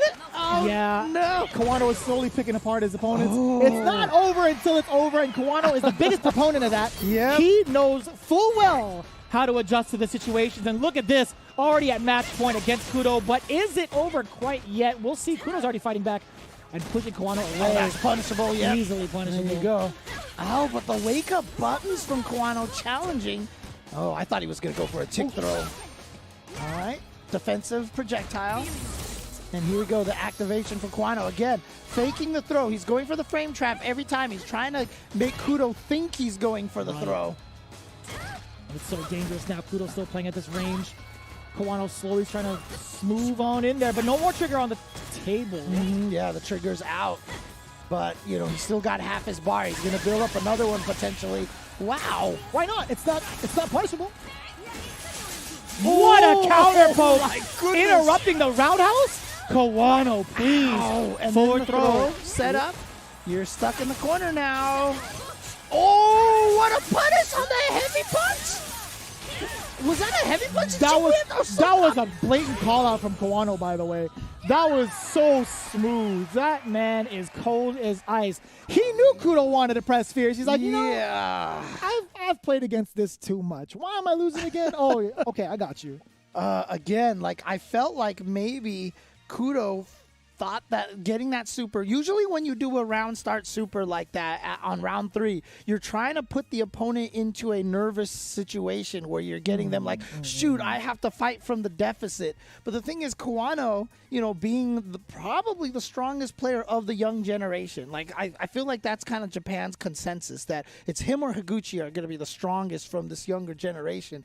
A player like Kawano, frankly, you can call him a veteran already because he's been at this for quite some time already. He's been so consistent at it too, yeah. Yeah, he's not going to get discouraged by that kind of thing. That kind of mental tactic isn't going to work on him because he knows now you have no tools. And, meter is as valuable as life in this game. That is very true. Right? So if you spend all of your meter and drain my life, and I still have my meter, we're even. He doesn't consider that he's that far down. Yeah, you're looking at the potential damage that could come from that output of the critical art, right? And it doesn't even have to be from critical art. It could just be from little tidbits like here and there. Kawano has used his meters so successfully outside of critical art to drain down and apply even more pressure, because you're looking at the damage that critical art presents, right? As he moves on into the top 8 bracket, Kawano is chilling for tomorrow. He gets to put you in so many scenarios where he gets consistent Oki. He gets to put you in an unfavorable position in the corner and gets to outplay you with his normals in that scenario because you can't move back from it. So, again, Kawano really showing off his veteran prowess now. Yeah. Making sure to utilize his meter to the most of his advantage. And Kudo just falling short a little bit. Yeah. Just a little bit. And maybe, I don't know how many tournaments he's played and how many times he's gotten into top 16. But this, if he is as new as we feel like he is to a top 16, might be a little bit of the inexperience right there. Yeah, that's coming through. That's the scariest thing when you see it and you experience it at the same time. It's like, man, just the smallest error can really turn the tide. It's like that's the life of a pro player, man. Yeah, but Kawano, of course, second place last time on his way into the top 8 on winner's side.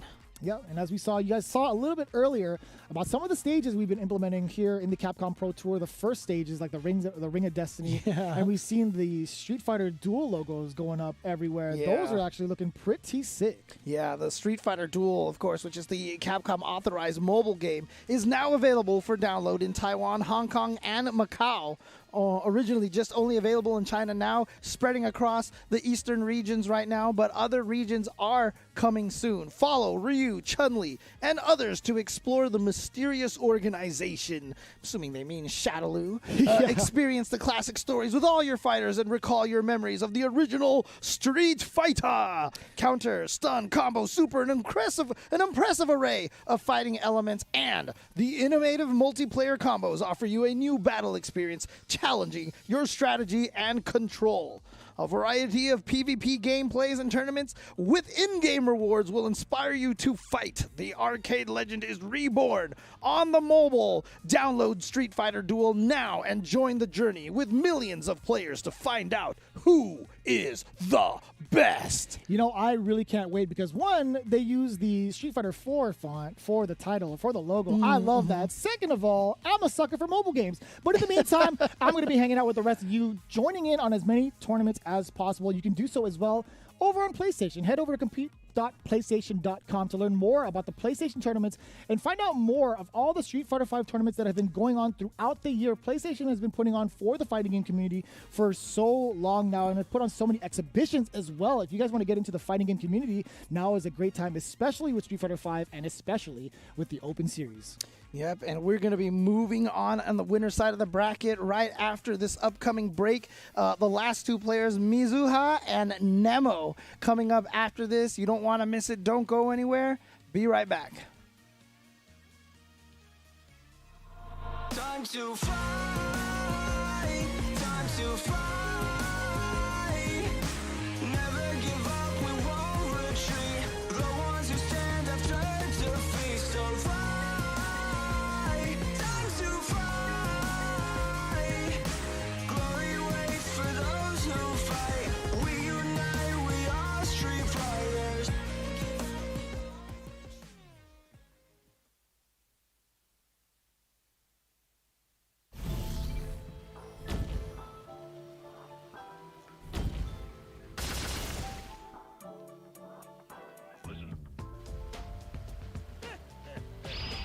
I guess it's time to start warming up.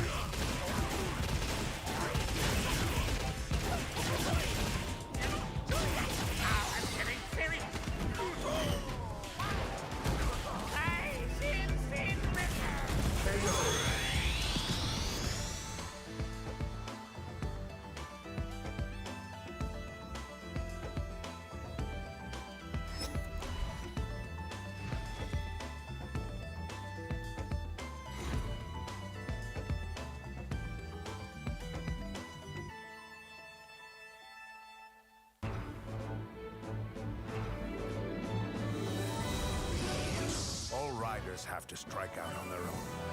Let's do this.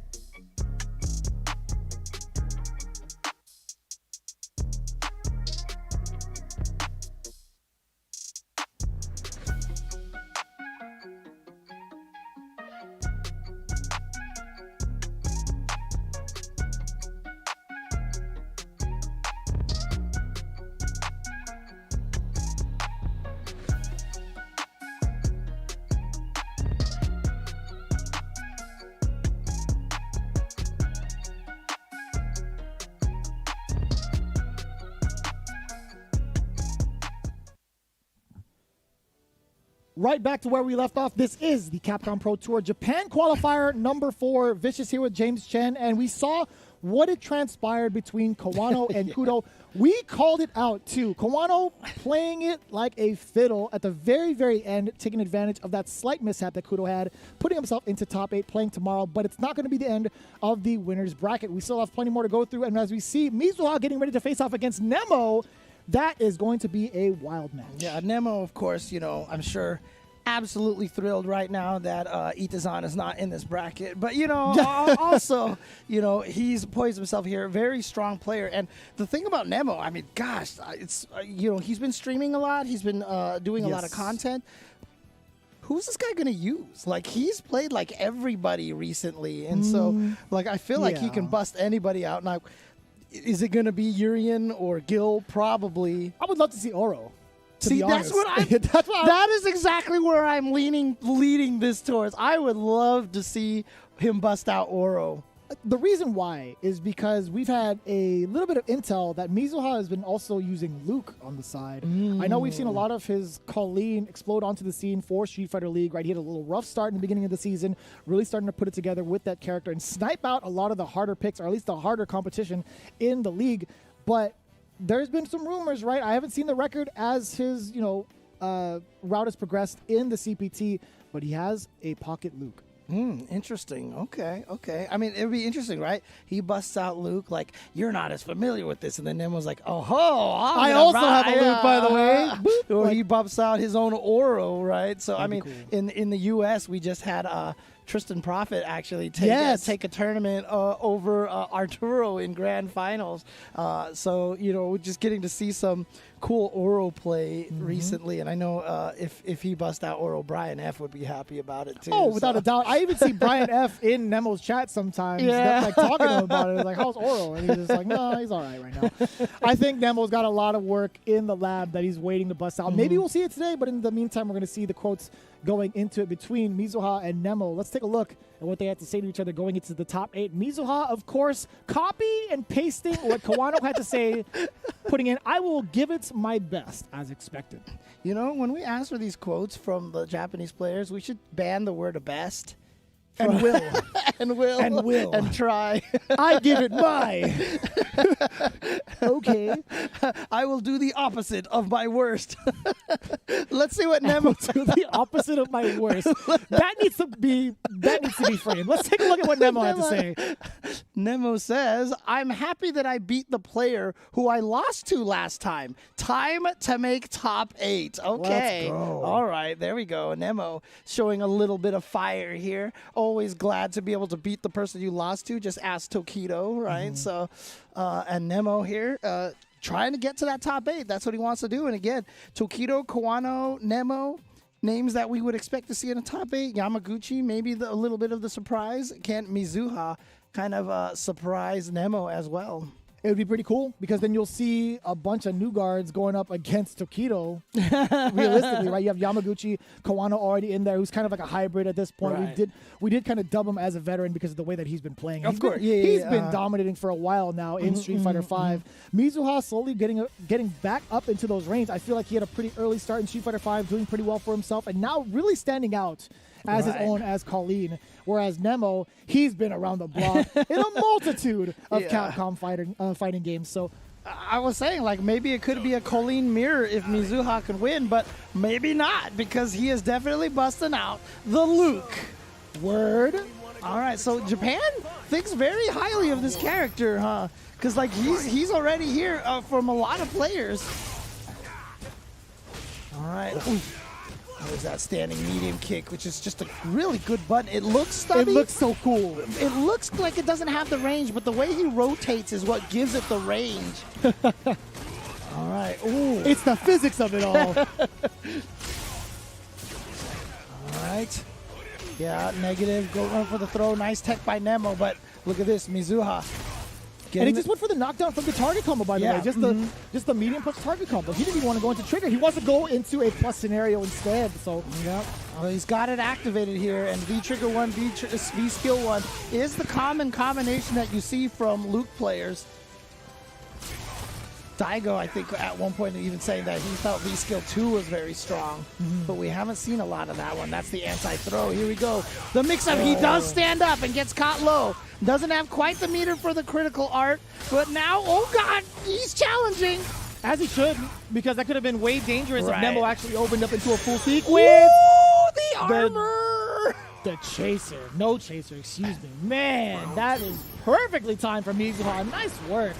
Yeah, I was actually worried about chip damage for both of the characters, for both players at that point. Busting out in the... okay, you're just going to get crouch heavy punch out of the air. You're going to use that opportunity to charge up the fireball, the V skill 2. Ooh. To confirm off of the low medium kick, went for a safe jump opportunity, but Nemo, no, doesn't get a meaty off. All right. Oh, wow, that Just out of range. Yeah, just outside the range. Sandblast. Oh, look, see what I mean with the range on that medium kick? It just hits so much farther than it looks like it does. Gets the charge. Can we talk about his jump medium kick animation, by the way? That is the most Enter the Dragon kick I've seen, and I love Capcom for it. Bust through, went for the overhead. Oh, is that enough? Does he have the calculation? No, he was off just by a pixel. Quite literally a pixel. Mizuha barely taking it over Nemo. Everybody's like watching the bar like, oh, not like this. I wonder if Nemo did like the lean, like the... And then as soon as he doesn't see KO, he's like, oh, no. That's unfortunate. Man. Oh, okay. No. Well, there you go. Mizuha taking game number 1. That's just how it is sometimes, man. Yeah, Luke looking strong in this Japan number 4. Of course, he wasn't available for the other Japan tournaments and already making a mark over here. We had Yamaguchi take out Fujimura, and now Mizuha doing some serious damage here with Luke. This character is so sick. He's so good. Yes, the range on these normals, you know, Street Fighter 5, you know, there's that medium There it is, kick last again. knuckle, into the upper. Street Fighter 5 has kind of been known for having, you know, fairly stubby normals on a lot of characters. So when I first saw Luke's normals, I was like, holy crap, this character has good range. And now this is a very favorable position for Nemo, but still the interruption from Mizuha. What is going on? That was a V reversal, I think. Oh, boy. Slicing that fireball right in half with the Sandblaster. Mizuha 1 round away from sending Nemo to the loser side and getting to top 8. Oh no, that was an execution error. It and had to be EX Sandblaster, right? And yeah, and then Nemo neutral jumped. I felt like he was trying to forward jump. Maybe he thought the fireball was coming too. Does get the counter hit, but still opts to go for the fireball instead of confirming it into anything bigger. But it's going to be just fine. Nemo just swinging now, getting the throw punches. This is going to be a great activation for Mizuha. At least him at an added advantage.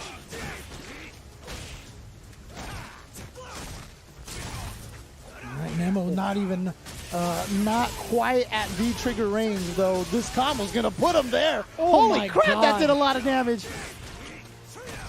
And not too many resources after that. That was like such a delayed cancel. And look at this, just one more hit, and he's going to be able to do it. But now, here we go, Aegis Reflector. What are you going to do? Tries to shimmy him, gets him the second time into super. Got him. There it is. Okay, Nemo stays alive. Not quite out of this just yet. It was very close. Can he pull off a Kawano here and come all the way back?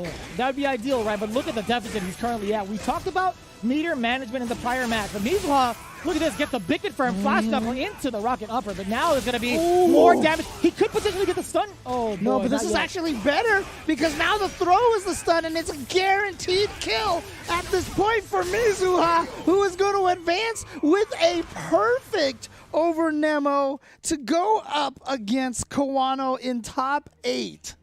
Woo! He loaded up pretty well on that one. He got that V-skill towards the end. That's done. You already knew when he was juicing up. It's like, it was over. I felt the cries of joy. Yeah. He's like, I'm gonna be in top 8, baby. That was pretty cool. Mizuha taking it over Nemo with that Luke. Very, very surprising in the fact that Mizuha not having to show off that Colleen just yet. Maybe we'll see it in the Kawano match in the mirror. mirror. Yeah.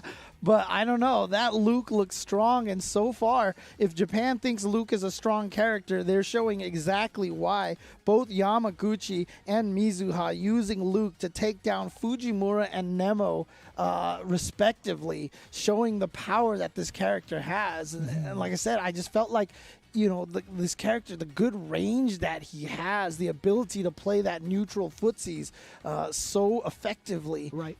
And there we go. We have our top 8. So those 4 players are done.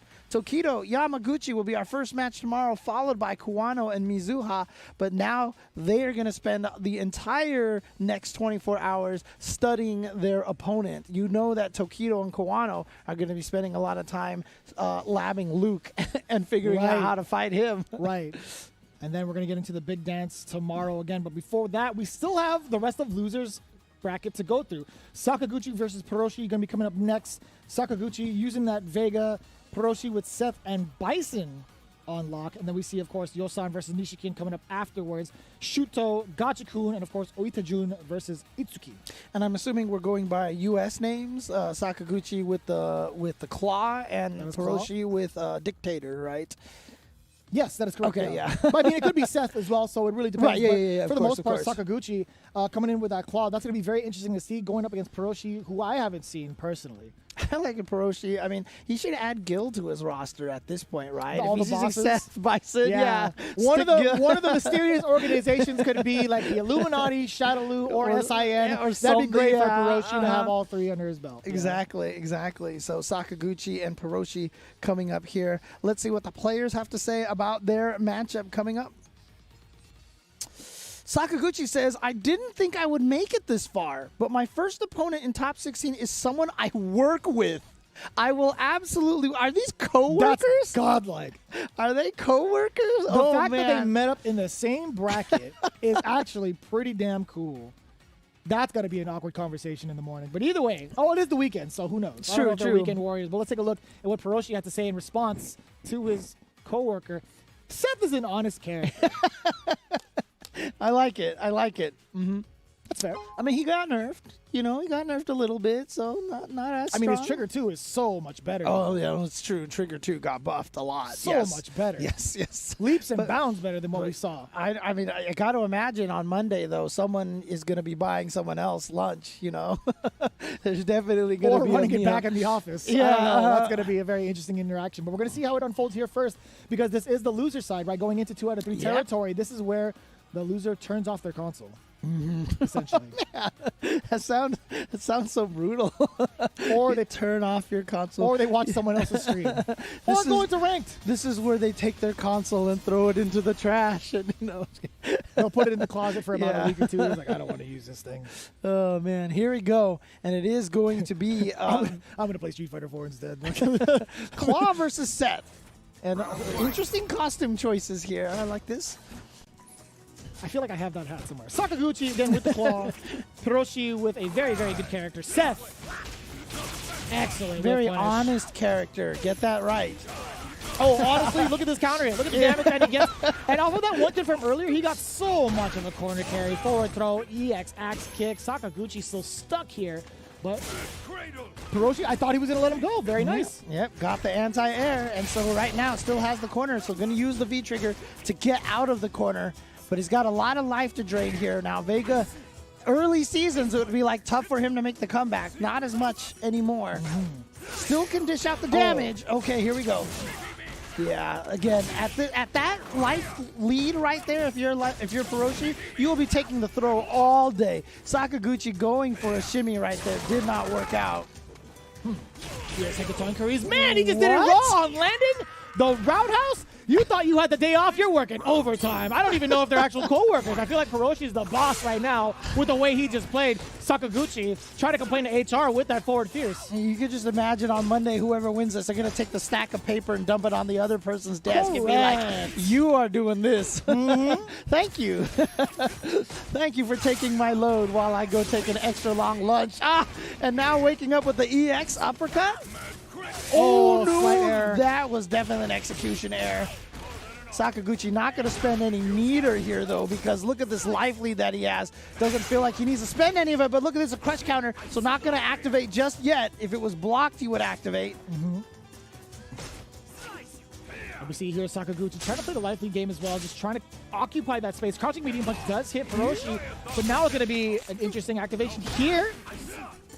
Oh, just using the V skill to get out of there. And that was a fine assessment, too, from Sakaguchi, right? He was willing to take that risk, which wasn't really a big one, considering the fact that he had V-Trigger 1 locked and loaded. He was going to be just fine in escaping the corner. He was just looking for that escape option. It just so happened that Hiroshi got hit. It's interesting that Sakaguchi is choosing to go clawless, Vega. Like, he just took off the claw right away, and he's going in this mode. I would love to know the reasoning behind that. Maybe he's more comfortable in terms of like the speed, or at least the way he's poking, but yeah, I'm not too sure. See, you put it away. He used it to, for combo purposes, and then immediately put it away again. Nice little whiff punish right there from Hiroshi. Has the corner position. Oh, that was slick. Oh, God, it's such a deceiving timing on that cancel. Close to stun. He got the double stuff, But he doesn't want the scale. He wanted the stun with a full damage combo afterwards. Pretty smart too, because he didn't want to spend, he didn't want the scaling to be involved.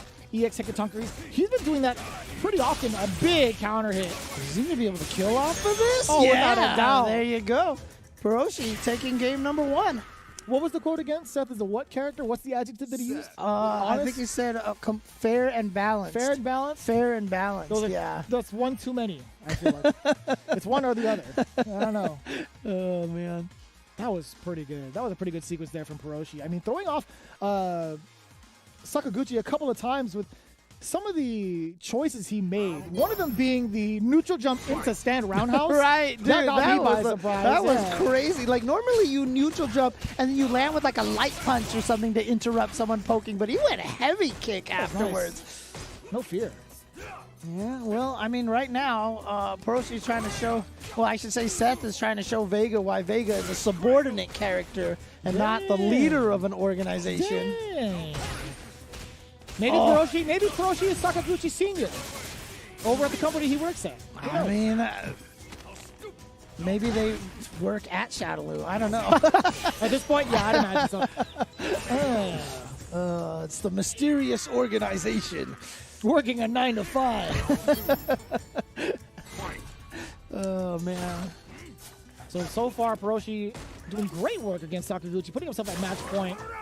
But man, I gotta say, these wild Hekatonkeries have been slightly Actually, he's only been punished once. Yeah. To be quite honest with you, so it's not too bad. And it's not even that big of a punish, right? Because even though Yeah. Vega can do big damage, he needs like the specific setup combos, right? So, if oh dang, that cross up hit far. Yeah, that jump short kind of interrupted Hiroshi. I think he tried to interrupt with a standing medium punch. Or he tried to anti-air with a standing medium punch. Oof. There's the ace right there, the heavy ace catching low. Now back to this neutral again. Oh, he chased down the V-skill. Oh, he didn't get it confirmed, but he did prioritize the escape out of the corner, so Hiroshi was just trying to maneuver his way out, not really looking for a confirm. Oh, but there it is. He does get, no. It was pretty far. Yeah. It was pretty far. So it's understandable. Hiroshi not comfortable with that range. Snuck in the dash. Oh, boy. Huge. Okay, this is good damage. As he builds up the super, he does. He gets it. Is this going to kill? This is... can it try? I'm going to say yes. Trigger. Yeah, he's a trigger also, because he does get the enhanced damage. Right, exactly. So there you go. Hiroshi taking it 2-0 over Sakaguchi.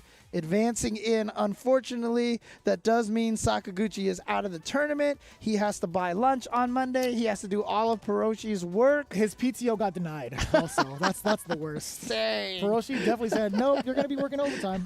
Sorry, man. It's just, I don't make the rules. Oh, you know what'd be funny? I caught you playing in the CPT instead of working. That'd be pretty funny. He's like, I thought you were coming into the office on Saturday. What is who is this playing right now? Oh man. I'm gonna need you to come into work. Yeah, on he Saturday. just walks in with a Street Fighter mug. Yeah. Oh man, oh poor Sakaguchi. In any case, Hiroshi is gonna be moving on, as you see over here in the brackets, and then coming up next, like I said, we've been talking about how we're kind of excited for this match over here because it's gonna be Yosan versus Nishikin. It's gonna be Juri versus Blanca, unless they pull out something weird on. Well, actually, let me say, unless they pull out something normal on us, we're gonna get Juri versus Blanca here, a matchup that. Can I even say I've seen this matchup happen in this game before? I personally have not. Not enough, I feel like. I've only seen it probably once in my lifetime, to be quite honest. You used to play Juri. Do you even remember fighting a Blanca at any point The in only time? Blanca I've played was Alex Valle and Danka Diaz. Okay, That's yeah, literally makes sense. it. And Danka Diaz doesn't even main Blanca. Right. So, yeah, I mean, I can't speak from personal experience, but I can tell you what, Nishikin has been the blueprint for Blanca for as long as I can remember.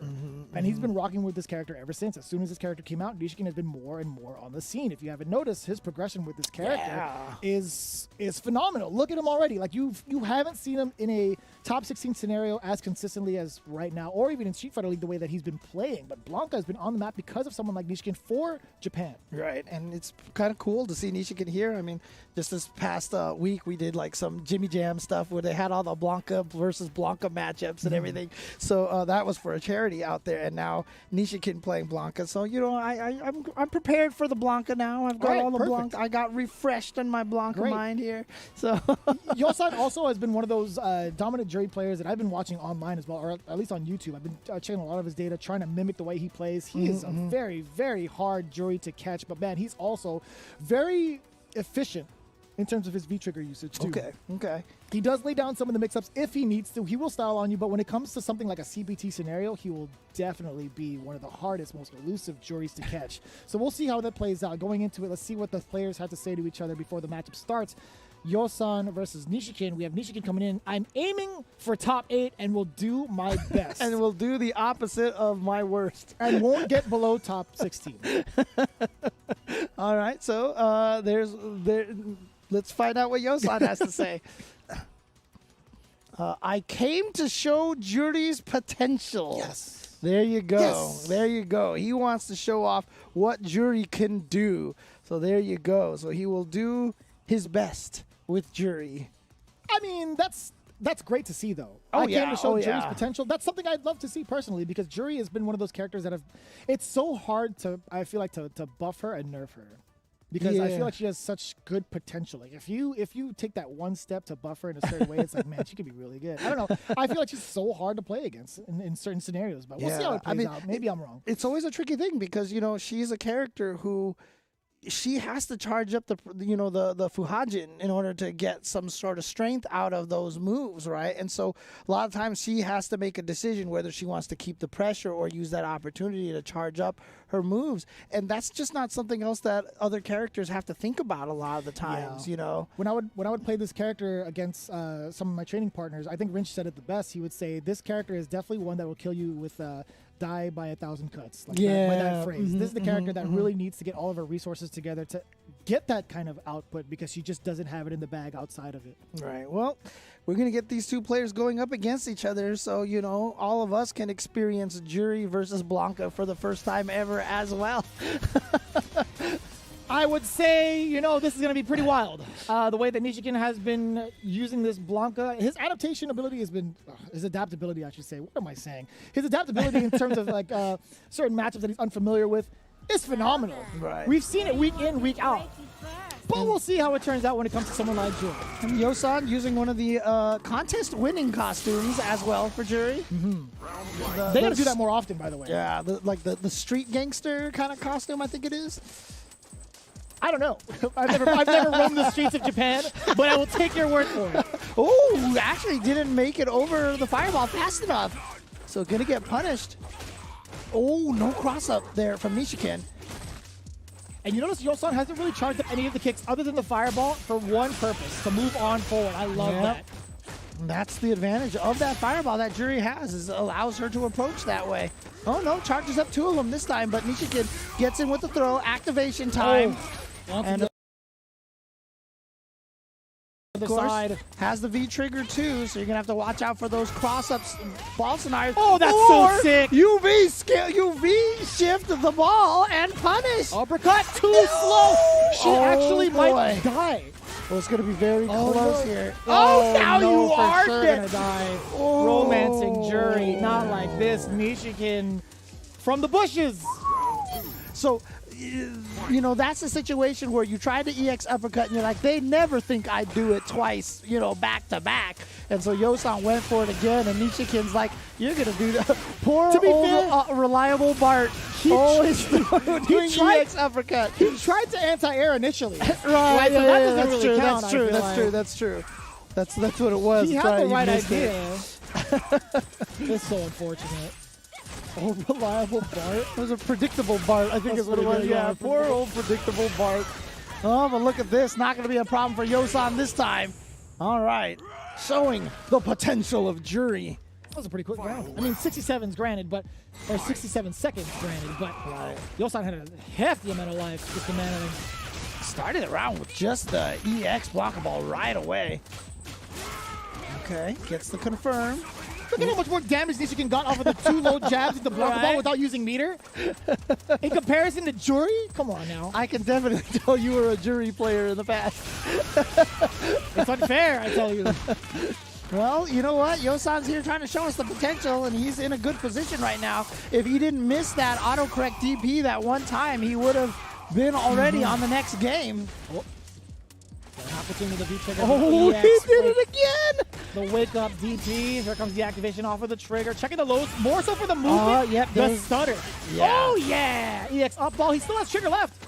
Yep. Oh, boy. Okay, no more trigger now. No more trigger now. So you don't have to... Goodness! But it only clipped! But a good punish right there. And, you know, I don't blame Nishikin for trying to punish that on that situation. I mean, how often do you get to experience that situation? Get clipped by Jury's uppercut, quick rise, and it feels like you should be able to block. Blanca ball is one of the fastest moves in the game, right? I literally just said to myself, as if I were in the POV of the mains, of the character mains, right?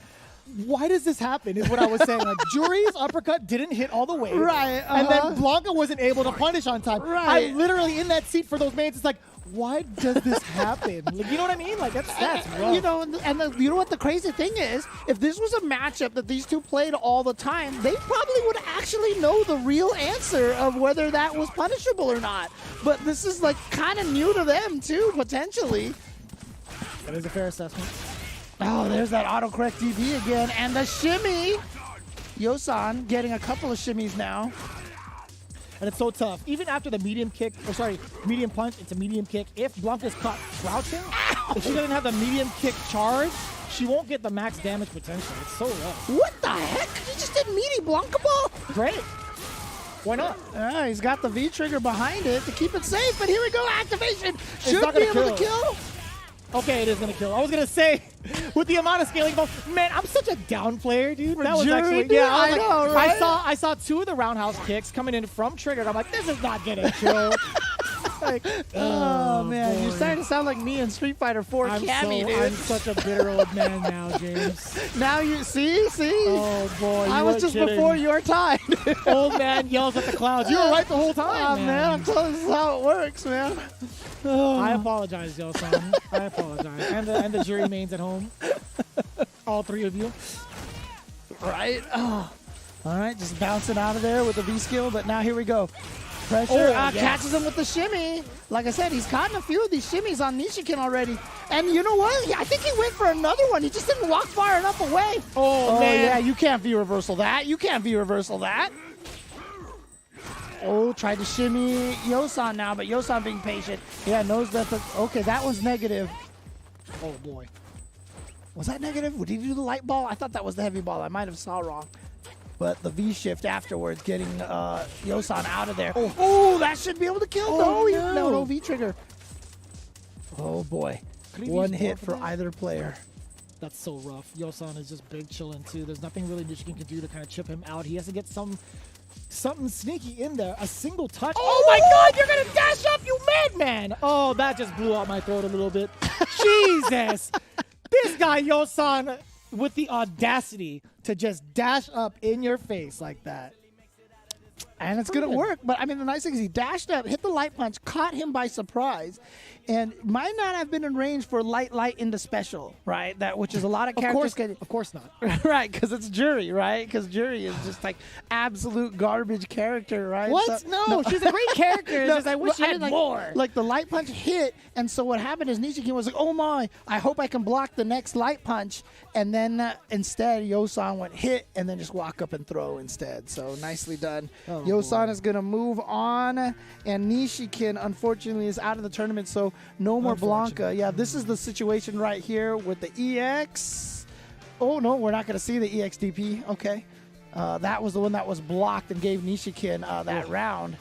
Yeah, I mean, how do you really highlight this? There were so many instances where Nishikin had such great moments, and then same with Yosan, too. And we can see Nishikin again. Just that meaty block. That was so slick. I mean, why not, right? He had trigger to back it Right, up. exactly. And then this is the moment.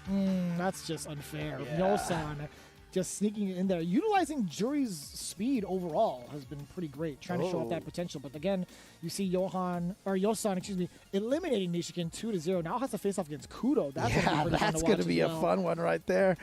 Jury versus Luke, potentially. No, Jury versus Chun-Li. Chun-Li, that's right. That's right. correct, yeah. Yeah, wrong character. Okay. Yeah. We have gone through a little bit, just about half of the losers bracket. Obviously, you can see there before your very eyes. Shuto and Gachikun is going to be coming up a little bit afterwards. But before we get into it again, we do want to highlight some of the things that have been going on throughout the entirety of the month, right? PlayStation has been doing a great job throwing out all of the Open Series tournaments for a good majority of the fighting game community. One of those games being Street Fighter V. If you guys want to get involved into the fighting game community, this is one of the best times to do so, especially with the PlayStation Tournaments Open Series. Head on over to compete.playstation.com to learn more about the PlayStation Tournaments and find more Street Fighter V action. And as we've seen it in a couple of the ring stages over there, you've been seeing the logos for Street Fighter Duel. That is the Capcom authorized mobile game, Street Fighter Duel, now available for download in Taiwan, Hong Kong, and Macau. Other regions are also coming soon. Keep a lookout for more news on the global release and get ready to join the journey with millions of players to find out who is the best fighter in the world. And we're getting closer and closer to that, as you so eloquently put it, and in a very aggressive tone. I do like that. That's nice. In the world. But first, we're going to get through Japan, right? We're going to get through the rest of the loser bracket when we return from this short break. Don't go anywhere. We'll be back with more Street Fighter V action. Time to fly, time to fly. Never give up, we won't retreat. The ones who stand after defeat. So fly, time to fly. Glory waits for those who fight. We unite, we are Street Fighters.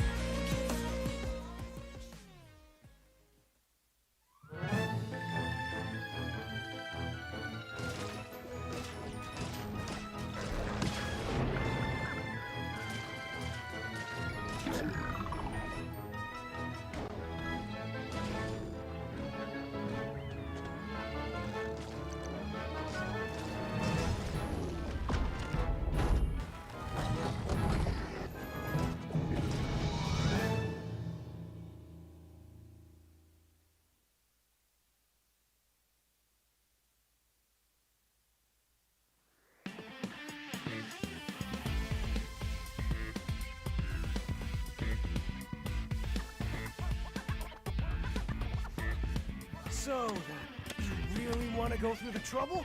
Fine.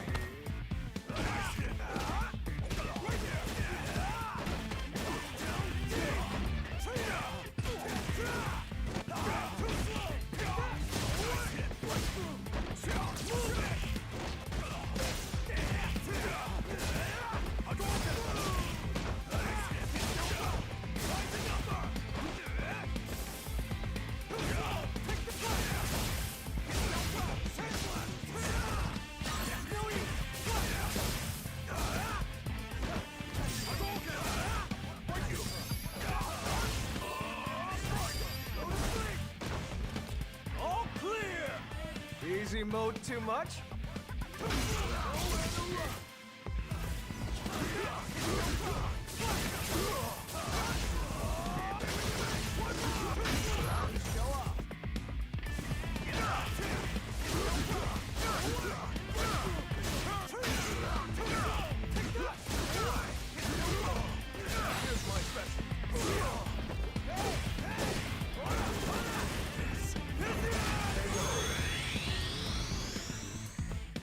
Sucks to be you. I'm always ready for a fight.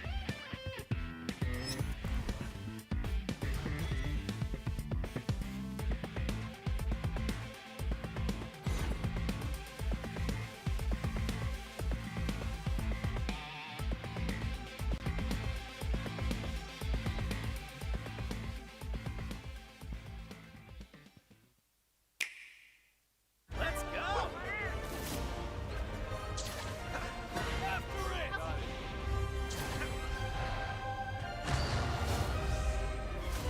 Fear my strength! Have a taste of this! Don't take this personal! I'll show no mercy! This is for my fellow hunters!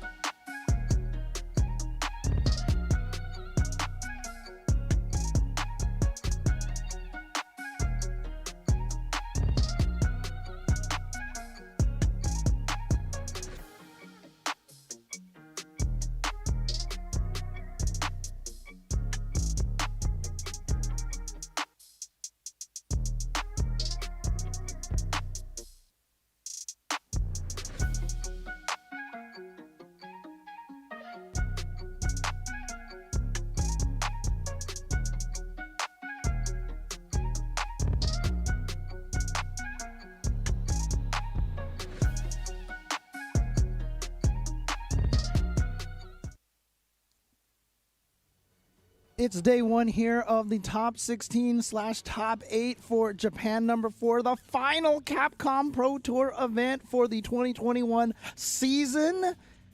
And we are halfway through the losers bracket right now. We've got 2 more matches to go, and we've been seeing some good stuff so far. Oh, good stuff is an understatement, James. We've seen so much. Let's take a look at the bracket and see exactly what we've gone through so far. If you had missed it up until this point, best believe we have the VODs on deck no matter where you're viewing it from. You got to check it out. We see the loser's side initially, right? Sakaguchi falling short to Peroshi, right? He's going to be sent into the overtime part of the tournament, which is pretty much working and no longer playing the game as the our co-workers. Yosan just eliminated Nishikin 2-0 as well. We're getting geared up, ready to go for Shuto versus Gachikun. And Gachikun's round was a very interesting one at that. We talked about Bonchan not being anywhere near the top 16 because of the fact that Gachikun was the one that eliminated him from the tournament. And he was, speaking of Bonchan, of course, you know, Evo champion Bonchan, he went down in the very first round. Oh my God. And had to fight his way through the losers bracket. Couldn't manage to make it out, and as we said, fell to Gachikun again. No Bonchan. I'm not sure what Fudo's fate was in this tournament. Did he enter or did he not enter? He did enter. Oh, did not enter. Okay. Oh, Fudo just did not enter. Okay. I mean, he's in the newly minted fatherhood, section. Maybe. Yeah, there has to be a time of like cooldown before you actually get the full power up. Right? Exactly, So, yeah, there's a exactly. cooldown. I mean, So- Bonchan's been experiencing that himself. He's been doing pretty well for himself. That's right. At Yeah, Street Fighter that's League, just true. overall, just getting back into the swing of things. But the fact is, right now, he was not able to get past the gate of Gachikun. Right Yeah. now. He's also in that kind of family mode too, or he's getting there. Gachikun as feel well? like he is, Oh, yeah. okay. I mean, Maybe I'm wrong, but he's at least married, so Yeah, I mean, he's a former Capcom Cup champ, using that money to help buy a house for his family and such. That's So correct, it's yeah. very, very cool.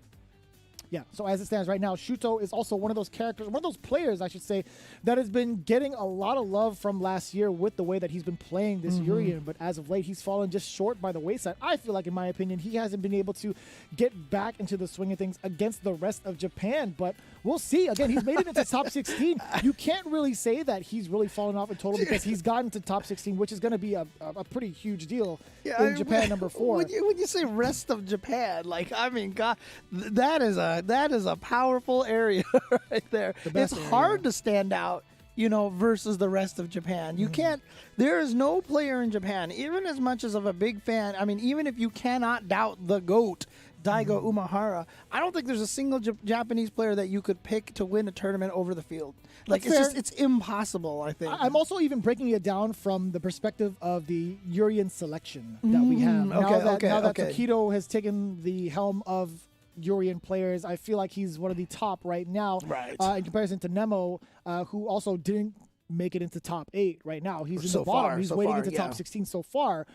Right. So again, you're taking a look at that, like Shuto in comparison to other players like Ryusei as well. Another Urien player that should be highlighted, who's also not in the top 16. Right. It could be anyone's game.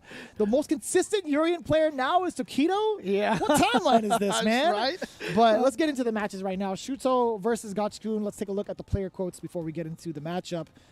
We could see Gachikun starting off with, "I think I'm pretty strong right now, so I can win it all. Wish me well." Okay, all right. And showing a little bit of confidence right there, Gachikun. Let's see what Shuto has to say. Shuto says, "I had some delicious kimchi nabe yesterday at Fudo's house, so I think I can win." That is a beast power up. That sounds really good. Dude, you're just going and hanging out with Fudo like this? I mean, dude, that's crazy. Why not? Why not? And getting some kimchi out there too? Man, I hope he's playing from Fudo's house. See, like That'd be this, pretty sick. this all just makes me think like all these Japanese players are just hanging out with each other all the time, I mean, what is it, like SoCal FGC, Probably, man. There's gonna be a new coalition of Japanese youngins, and it's starting off with Fudo's house. I don't know. I mean, like that's how it starts off. I've really, seen I feel like. I've seen the photos of you in the Christmas sweaters and everything like that, We were definitely in that house. But I'll tell you what, you get to see a lot of these players kind of being cultivated from the old guards as well. Just that quote off itself, right? You talk about like shinobiism being one of the key factors of this conversation, right? You talk about Momochi housing all of these young players, Right. and cultivating them into top Street Fighter 5 players, Right. Right. And, I mean, as much as, I kind of talked about like Tokido, saying like, oh, does he think he's at my, like it sounds like they're kind of like trash talking, but really, honestly, they are very interested in building up the next generation of players as well. So as much as the veterans don't want to be the first notch on any youngin's belt, they're still very interested and happy to see players grow and get stronger. Yeah. Well, in this situation, Gachikun, definitely a veteran here. As I mentioned, a former Capcom Cup champion. That's why he's got his own Gachikun costume that he's running right now. The most popular costume in Japan, quote unquote, from Gachikun himself. I was like, Gachikun's like, everyone plays it, and the other players are like, nobody plays it. Not just you, man. Oh, man, but right now, at least staves off the stun, gets a throw, but that's going to be too close for anything except the crouching light kick. And I love it. Gachikun is willing to take that throw the entire time because it's not going to put him at a deficit. Even after this throw, but there's going to be a second mirror. He can't take another one, but he does so. That's where the life lead changes. Yeah. Keeps Now it- you got to start to worry at this point. But that's why Gachikun just look how patient he's been. And finally does something and then gets the activation and the connecting as well. Ooh, swiping away. Okay, plus frames, gets the throw. And that was such a meaty crouching heavy punch. It's so dangerous. Gachikun does have full critical art, just a little bit of trigger left. And of course, the crouching light kick hit from so far away so that it interrupted Shuto and then immediately firing with the crouching heavy punch. That is Rashid. Yeah, that is Rashid. The crouching light kick from Rashid has been ridiculous since season 1. He was the most consistent character that could get 3 low shorts and still hit. Sure, it's not available in this season, but you see how far it still hits. It's still huge range, especially the fact that he has more of a run than a dash. You know, makes it a little bit even harder because he can kind of sneak in there with buttons just like that.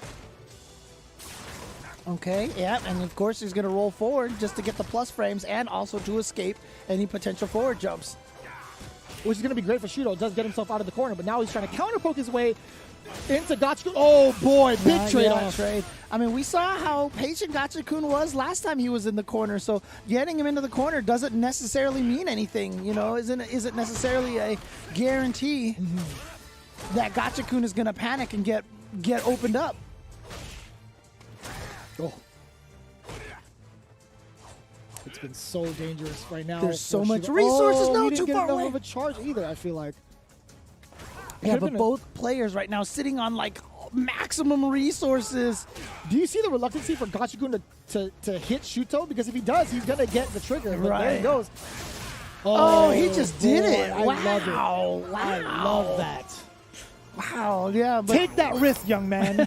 there's that call out again. Like, you know that the opponent needs to make the comeback. You know that, oh, I've activated my V trigger. Time to go in and do the pressure. So that is the time that you throw out the EX. Oh, no. Speaking of the wake up EX. Do it again. Don't do it again. Oh, it would have worked? It would have worked. And now you find yourself pretty much near death. EX actual death, excuse me. I always forget how much damage EX Metallic Sphere does. Yeah, Urian he's one of those characters that once he gets you in the corner, you're like, shouldn't scaling be kicking in at this point? Nope. But he's just like, EX this, EX that, EX everything, and you die. It's so funny. I still call Metallic Sphere in the back of my mind. I still call it Mega Buster because of the pose. I still call it Mega Buster, but either way, funny. They should have given him the Mega Man outfit, IMO. Okay, yeah, I can see that. But I mean, he's the villain. You can't put the hero costume on the villain. It could have been Proto Man. Oh, that's true, yeah. Like a pseudo villain. But either way, Gachikun as Airman, I'm totally kidding. Making away with it. You gave the good guy the villain outfit. What do you mean? That's true. You did. They did. Oh boy. Ugh. I just want to know what character they would give the Heat Man costume to. Ooh, that's a good one. All right. Gachikun here, looking good this round. He's down 1 game to Shuto. So again, we're seeing a lot of the younger players here doing really, really well. Oh, but that's God, you know, like, this character, Rashid, has just had some of the best normals since season 1, man. The crouching heavy punch, standing medium punch, standing medium kick. They're all so good. Crouching light kick we talked about. Every one of his normals are fantastic. Crouching medium kick, they're all so good. Oh, standing heavy kick. Sure, and like, you know, Shuto also kind of has the same in his arsenal, just not as effective. Well, we're talking about the range, it's very good. Right. Going into trigger, low medium kick, very good. But it's not cancelable just like that. You see the neutral jump, low. Oh, what the a catch down from the jump. That was beautiful. And it's a little bit of an OS, right? Because if you go for the throw, you're going to try to hold up forward. But if you throw them, you have like 10 years to react that you threw them and no problem. So you always assume they're going to miss. Oh, he tried. Oh, what a patience there from Shuto not reacting to that. Activation time. Yep, and found the gap to jump away. Yep. Gachikun making the right reads. The right decision making on defense. Oh, that's going to hurt. Look at this, and he has the life lead now. What a throw tech from Gachikun. Oh, that's so dangerous. I pressed the button as soon as he gassed up, and Shuto still getting... Oh, he tried to counter-poke his way through, but Gotsukin with a giant whiff punish from the Fierce. Did I not talk about his great normal? You got that fear. Like, can you imagine if you gave like Cammy's crouching heavy punch or Chun-Li's standing heavy punch the ability to cancel into a special move like that? Like, that's how good that standing heavy punch from Rashid is, man. Like, that's pretty good. That's nice. That's It's a nice. nice. It's a nice thing to have. Yeah, that's what that is. Oh man, gonna juggle? No, missed it. Doesn't matter. It's not gonna be. Well, never mind. Here comes Shuto with the throw, trying to put Gotcha-kun back into the corner, but Gotcha-kun fighting his way back to the center of the stage.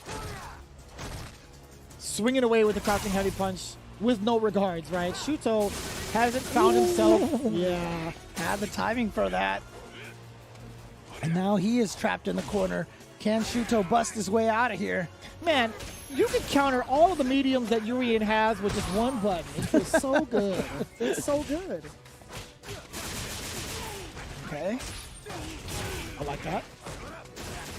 What? He tried to go for a throw tap. Yeah, he went for the roundhouse, yeah. You blocked the cross up and you did crouching heavy punch? That's your reaction? Nice combo there from Gotcha-kun. Definitely is going to be a player that's going to be able to maximize the damage. That the play before the final blow from Shuto was a phenomenal read, by the way. Yeah. I'm still stuck on dumb with that. That was really, really something else. I hope we highlight that. EX knee drop. We haven't seen that in a while. Oh no, getting thrown on their wake up. That always feels bad. Ooh, I like that. The whip punish from medium punch. Oh, still Gotcha-kun. Just relentless. No. Unwavering. And now just pestering with that crouching heavy punch. And using the V-break offensively to keep the pressure. I love that decision. Both of these players have been going for a lot of shimmies. I don't think either of them have been able to successfully land one. Both of these players being very patient with their throw reactions. Again, you cannot react and tech a throw. It has to be a prediction. Oh, is that a punish? No. No, not quite. What a throw tech. Oh boy, Gotcha-kun just chopping down at Shuto's health Like little by little. It's so crazy that they've actually. Oh, Oh, you're dead. Yep, the non-maxed out version. Don't hit all the buttons.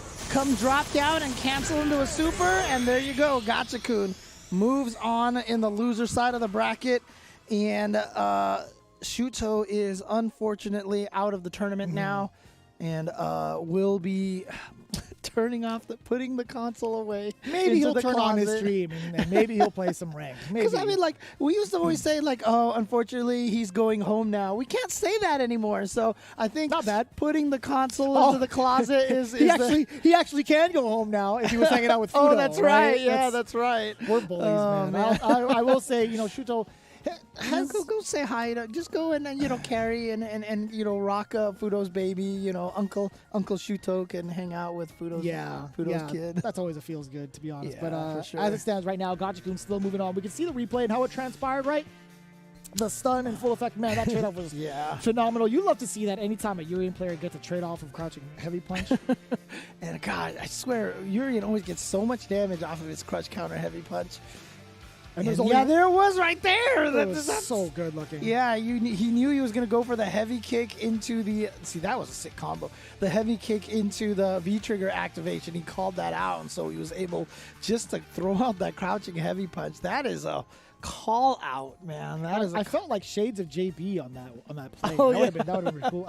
For some reason, it went up in my mind. The handler goes as soon as he gets the jump and then the cross up, the block cross up, and then the roundhouse to catch any sort of delayed throw tech into trigger. That would have been all shenanigans. But Gotcha-kun didn't have to rely on that too much, or at least luckily he didn't hit. But either way, still taking it down over Shuto. Now he has to face off against Fujimura. Before we get into that part of the bracket, we have Oitajun versus Itsuki coming up next. Oitajun with that Chun-Li. Itsuki, one of the premier Dalsims in Street Fighter V. Yeah, and this is a character that has been on everybody's mind recently, with the success of Mr. Crimson in Europe. And then, of course, Arturo doing work with Dalsim. Right. and of course Itsuki now. I mean, he's been doing well all the last couple of years. Him and YHC Mochi, strongest Dalsums in Japan. But this character, people have been talking about Dalsum a lot. You know, V-Shift has helped him so much. You know, that he's been able to get around the nerfs to, you know, the light punch anti-airs and not being able to float as much with V skill, right? You are susceptible in the air now. But it takes away a big component of his gameplay. But you know, if that's the thing, these Dalsums are so good that even These when they're Dalsum floating, players, man. when they're floating, like you can't hit them. They're so good at teleporting and moving and getting away and everything. I mean, it's like I always compared him to MVC2 Sentinel, practically. You know, like because he's just like flying around. Yeah, that's what it felt like. Actually, anybody with like unfly potential, that's what exactly what Dalsum felt like with V skill 1. But they did tune it down significantly. So. Yeah. But other than that, other than those obstacles, Dalsum players seem to prevail every single time. He's one of those characters that are very hard to nerf properly. The trickiest thing about Dalsum right now is not only is he considered a zoner and he has the ability to zone you, but this guy's also one of the stronger rushdown characters at this point in time. If you get the right spacing, you get that full sequence of EX Yoga fires into a ton of damage off the slides. It's so nice. I wish we could see that. But either way, let's take a look at the quotes first.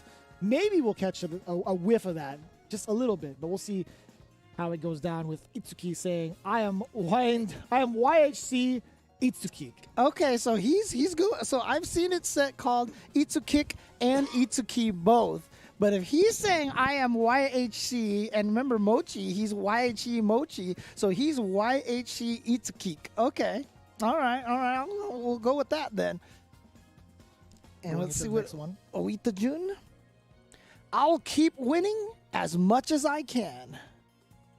Straightforward. Yeah, very straightforward. And I will do my best. That's what you were asking for, yeah, right? That's right. A different way to say it. There you go. And so I will keep doing the opposite of losing as much as I can. So this is a matchup we've seen a handful of times in every single season. Chun-Li versus Dalsum. I feel like no matter what, I think there's going to be this matchup kind of going on. Now that I think about it, I feel like we didn't see it as much last season. Yeah. Not as much last season, but never mind. I mean, Chun-Li, it's always going to be a tricky thing. Like, she's got that standing heavy kick, which covers a lot of aerial space. So, you know, that might cause Dalsum a little bit of consternation. But like I said, the way that the Dalsum players have been maneuvering this character in Street Fighter V, it's like, I feel like you could... Controlling that space is like so hard to do. It's really, really hard to do. So we'll see how well Oita Jun can try to keep Dalsum grounded. Sure. And use those normals to try to keep him out of the air. We'll see how it plays out. Yeah, I like that. The classic outfit from Dalsum. Yeah, all the Dalsum players always use the classic Dalsum. It's funny. All living in the past. Got to embrace the future, man. Whoa, get down. Nice air throw. That is a classic counter to the teleport. You see the Yoga Fire still. Yeah, I know, right? I thought we were about to see a death combo. Yeah, I know. I was wondering if that fireball could actually still hit.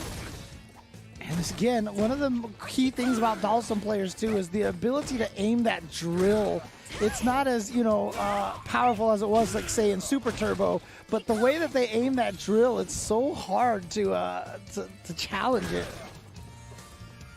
A little bit of a nuisance, yeah. I mean, trying to throw out like a light kick to intercept it, possibly. I know certain characters can get away with that pretty consistently, and that is a classic right there. The whiff punish off of the fierce, a decent amount of recovery for you to actually hit the lingering hurt box. Very smart decision making from Oita Jun in terms of the spacing overall.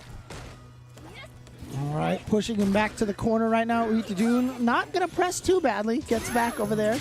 Tried to use it towards medium punch to clear him out. Oh, and there's the back heavy punch as well. Can really blow up the stand medium punch and stand medium kick because of the priority system. That was a counter hit off a forward medium punch. He actually could have gone into EX lightning legs. Oh, see? I see, said the commentator. Yeah. Oita Jun showing Kudo. See, use it when it's about to kill them. Use the combo when it's about to kill them. And then he put Itsukik in a very awkward situation with a 50-50, either I guess 50-50, right? Either a low, either a throw, or an overhead. Yeah, I mean, when you're take the throw is a meme for a reason, right? Because it's the right choice. But when you're gonna die, that's not an option anymore. And then, it's one of those like impossible to win situations. And if you can escape that, then more power to you. Oh. Yeah, Uitajun looking really strong right now. Just making all the right decisions, too. Oh, look at the counterpoke game. He's calling out into kick so many times. He's got to go into something else other than roundhouse. Yeah, because that's well, I don't even think that was heavy kick. I think that might have been standing medium kick. I didn't see which button it was. But the reason why that back heavy punch is so good is because, like I said, the priority system. Medium kick and medium punch cannot trade with back heavy punch. There is no trade possible. The priority system will make it so that the back heavy punch wins every single time. I think it might have been the startup or like the little bits of roundhouse because it looked like he spun around. Okay. I didn't catch it. Oh, what? Caught him on the ground, and that's going to be this round. And Uitajun right now kind of just barreling right through Itsuki. And it's so tough right now. Itsuki has not found the right ranges or the right buttons because Uitajun has been pretty wild in terms of like the counterpoke game. Mm-hmm. So I think Itsuki is trying to play a second, either that or get into the ranges where he knows the normal is going to hit. Right. And again, I talked about Dawson trying to be in the air a There it lot. is. Oh, yeah, there was the heavy kick right there. But Uitajun has done such a good job keeping Itsuki from the sky. Whether just by jumping at him or, throwing out some of those normals and covering the space again. Oh, again, Jeez. another counter. Yeah. Maybe it was too far. Like I think that's too far of a range to actually get into EX Lightning Legs. Yeah, like you said, though, it is safe on block, so, Okay, yeah, you're going to get a juggle into the fire. Pick it up just a little bit. Oh, Man, no! he was just trying to find a way through Yeah. activation. That's unfortunate for Itsuki. Now one hit in the super is going to be able to end the game. He's got to be careful now. Oh, he challenged! And he didn't go into the super off of that flame. Maybe he thought it was at the range where the super missed. We've seen that before. No, I think that would have hit. I'm Okay. pretty sure that would have hit. But Itsuki, again, just trying to save that meter. There's a little bit of greed, but it paid off. Not too bad. Crouching light punch with punish there. You saw from full screen. Oh. That could have been into critical art. Uitajun opting not to use it. Again, he wants to have the presence of mind to be more of a threat with that critical art, or at least the EX meter. You see Itsuki just trying to keep Uitajun away. The heavy punches that check down below. Medium punches stop the advancement for Uitajun, just occupying that space so well. Not a lot of the counter pokes have been coming out from Uitajun this round. He's got himself a hit in those little frame traps that Uitajun has been doing. Is this going to leak? I think it is. Yes. 100%. Okay. Gonna drain him down to basically no life. Itsuki needs to fight for his life, and the throw is going to do it. And Uitajun running through Itsuki, and wow, that was a dominant performance right there by Uitajun. That was straight up the way that he wanted to play it. Like there was just nothing about the Dawson that kind of halted the strategy that Uitajun wanted to implement. Right in the beginning, it was more of Itsuki trying to catch up to what Uitajun was doing rather than setting the pace, which is normally what we see from Dawson players, being able to set the tone with their normals, with their fireballs as well, and just with the maneuver, the kind of way that Dawson gets to move around the stage, mostly with V-Skill 1. And I just feel like right now all the anti-Dawson people out there just booted up their machine. They're all trying to learn some Chun-Li right now because that looked very effective. And yeah, unfortunately, Actually, I would say if I was a Dawson player, I would have been like, see, he's not top tier. right? No, I just lost to 100 Chun-Li, or that's he just lost to Chun-Li. That's 100% what they're saying out there, right? It's true. It's true. No. Oh man, poor Dawson players. Not at all. What do you mean? Not at all. What are you talking about? Going into the next matchup, let's take a look at the bracket. Where are we at? Hey, look, the happiest person right now, I'm going to tell you right now, is Kichipop.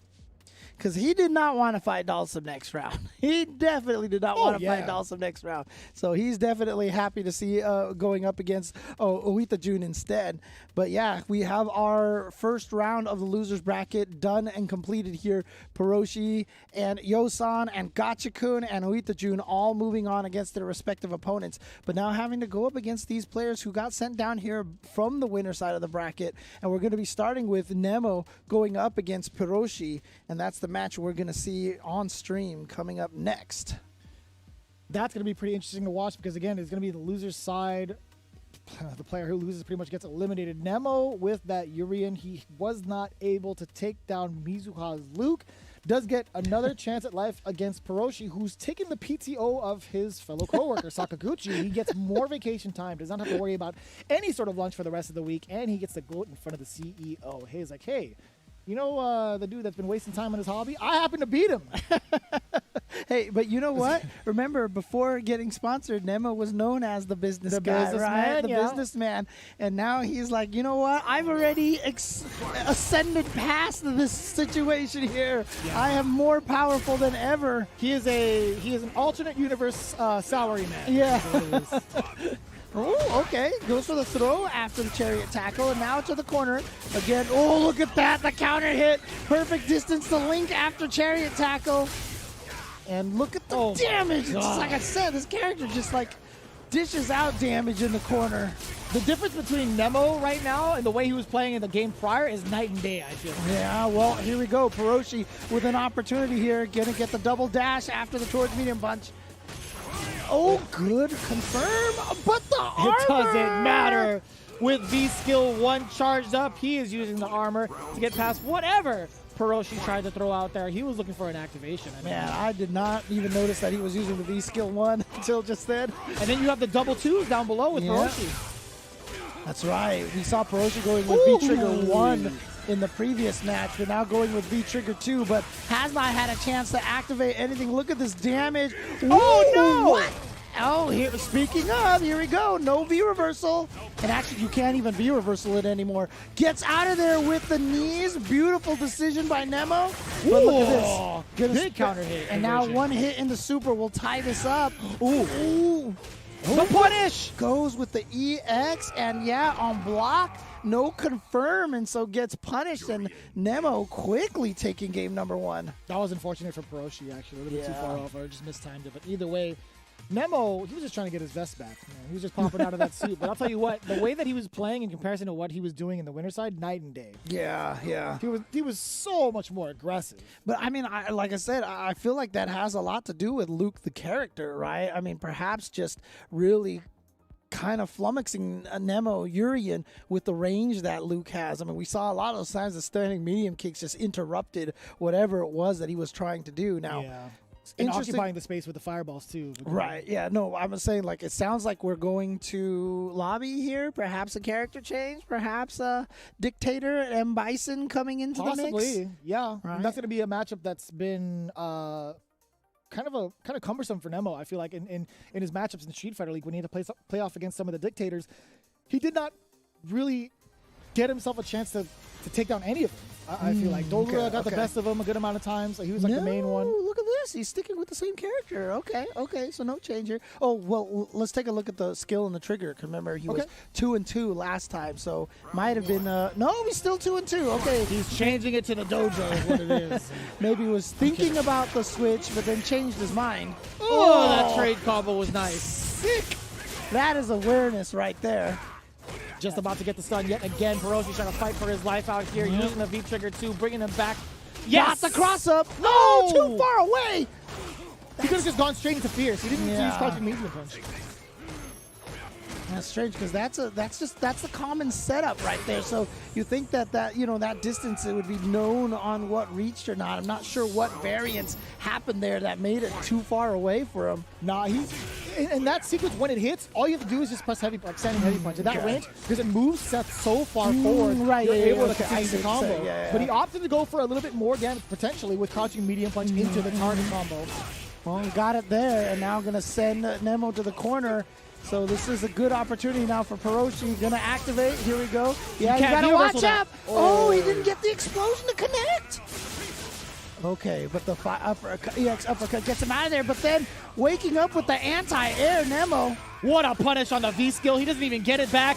And I like that from Peroshi, using a very safe media, crouching light punch, baiting Nemo into the EX headbutt, finding himself the second round. Peroshi showing off his knowledge of the matchup. That is pretty much basic knowledge, but still utilizing it. Nemo susceptible to said strategy. Yeah, don't forget too, I think it was Momochi was the one who was using crouching heavy kick meaty against Urian. It just dodges the headbutt, but look at this. Damage again in the corner. You got to deal with this. And the shimmy again. Take the throw, but when you have no life left to take any damage, we see this happen, especially in the Japan tournaments. I feel like the shimmy always finishing off the round. It's different when it comes to. I feel like if it's a character, if it's a player that Nemo hasn't really had too much experience with, he'll go with the most offensive route possible. And it's kind of funny too. We kind of mentioned it earlier. You know, Nemo not being in the top 8 from the winner side. You mentioned it not yet because of his certain route. Yeah. Nemo finding himself in that position as we look at the bracket again, taking care of Peroshi 2-0 in a very aggressive manner. We saw shades of Seth in the later part of that sequence, but Peroshi just not able to take the momentum away from Nemo. It's just so difficult to. I think majority of the matches were spent on the right side of the stages because of the fact that Nemo was relentless on offense. Yeah, so Peroshi there putting up a pretty decent fight, but Nemo gonna take it. Here's that reset. See, that was a beautiful punish right there. Oh, I'm and sorry. See, it was the heavy kick. I'm Okay, sorry. it was the crouching heavy kick. Yeah, that I was mentioning. That was the Momochi. Very first time when Seth came out, he kept doing crouching heavy kick as a meaty against, I forgot which Urian it was. And we were always like, wow, he's just going for this. And then someone tested it afterwards and noticed that the EX headbutt just goes right over it. And so there was that example right there, the character matchup knowledge. But as you see, Nemo is our first player on the loser side to qualify the top 8. Who's going to be next? Is it going to be Kudo or Yosan? But that will be taking place in just a little bit. Before we get there, we want to remind you guys, if you guys are enjoying the CPT and you guys are having fun, don't forget there is also the Capcom Pro Tour theme song by PKCZ. Bringing back the old Indestructible again, and shout outs to them. So for more details, check out the link below that you see on your screen right now. And we've done so many activations with PlayStation tournaments with the Open Series. Again, we want to remind you all to head up compete.playstation.com for your chance to face off against some of the other players in the fighting game community, as well as make some new friends, make some new rivals, and just overall enjoy the game of Street Fighter V in a tournament setting. Again, it's compete.playstation.com with the PlayStation Open Series tournaments going on pretty much every single weekend for a variety of fighting games. But again, Street Fighter V, it's a great way to get into it right now. Especially this season, especially with the characters in the way that they are and the way that they are currently. Yeah, and also, I don't know, do you know anything about Street Fighter League? I've heard about it a good amount of times. I've taken a tour of the studio a bunch. I've been able to sit in the commentator's desk. Okay. So you have some, you do know of its existence and stuff. Oh, right? I absolutely do. It's where you can find some of the best Street Fighter V around. I dare you to find me some Tasty better. Steve every single Thursday implores you all to find him better Street Fighter V. He dares you. And this season, of course, is some of the best in the world of Street Fighter V. You can check out Season 4 in its entirety every single Thursday at 4 p.m. Pacific Domestic Time over on the Capcom Fighters channel on YouTube, Facebook, as well as Twitch. Again, we are winding down to the finale of the season. If you guys haven't checked it out yet, it's already up on YouTube as well. If you want to check out the VODs, you can definitely find it over on Twitch, as well as checking it out on Facebook. Again, Capcom Fighters is where you need to go to check out all the Street Fighter League action. And you're also helping out with all the Japanese ones as well, right? The Japanese broadcast. You're doing the official English streams of those, the restreams of those as well. So check out that as well. So if you love Jeremy as much as I do, watch some Street Fighter League, both US and Japan, to see as much Jeremy as possible. No, we're here for the Street Fighter V, baby. You already know what it is. When we see the Japan region... I'm not. Okay, I appreciate it, James. Social distancing. But I'll tell you what, we're going to return with more Street Fighter V action after this short break. I'm going to take a quick breather because it's been an absolute lovely time here with you all, especially with James. We'll come back with more Street Fighter V after this. Time to fight, time to fight. Never give up.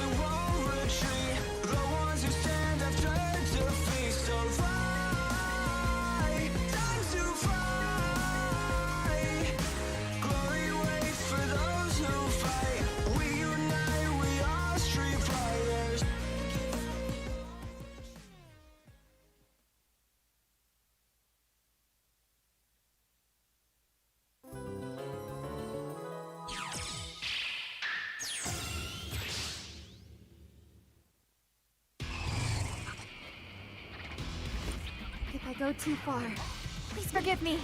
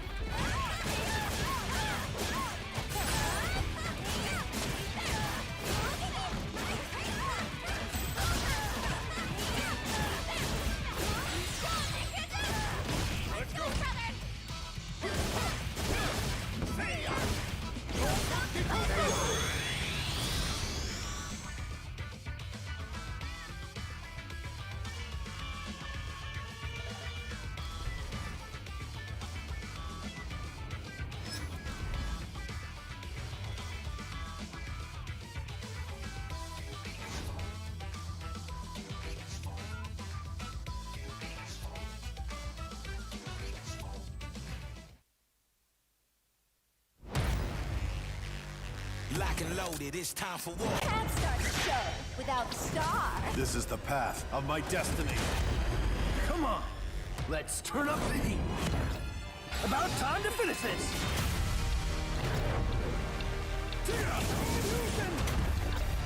See what I'm really made of. I'll show you.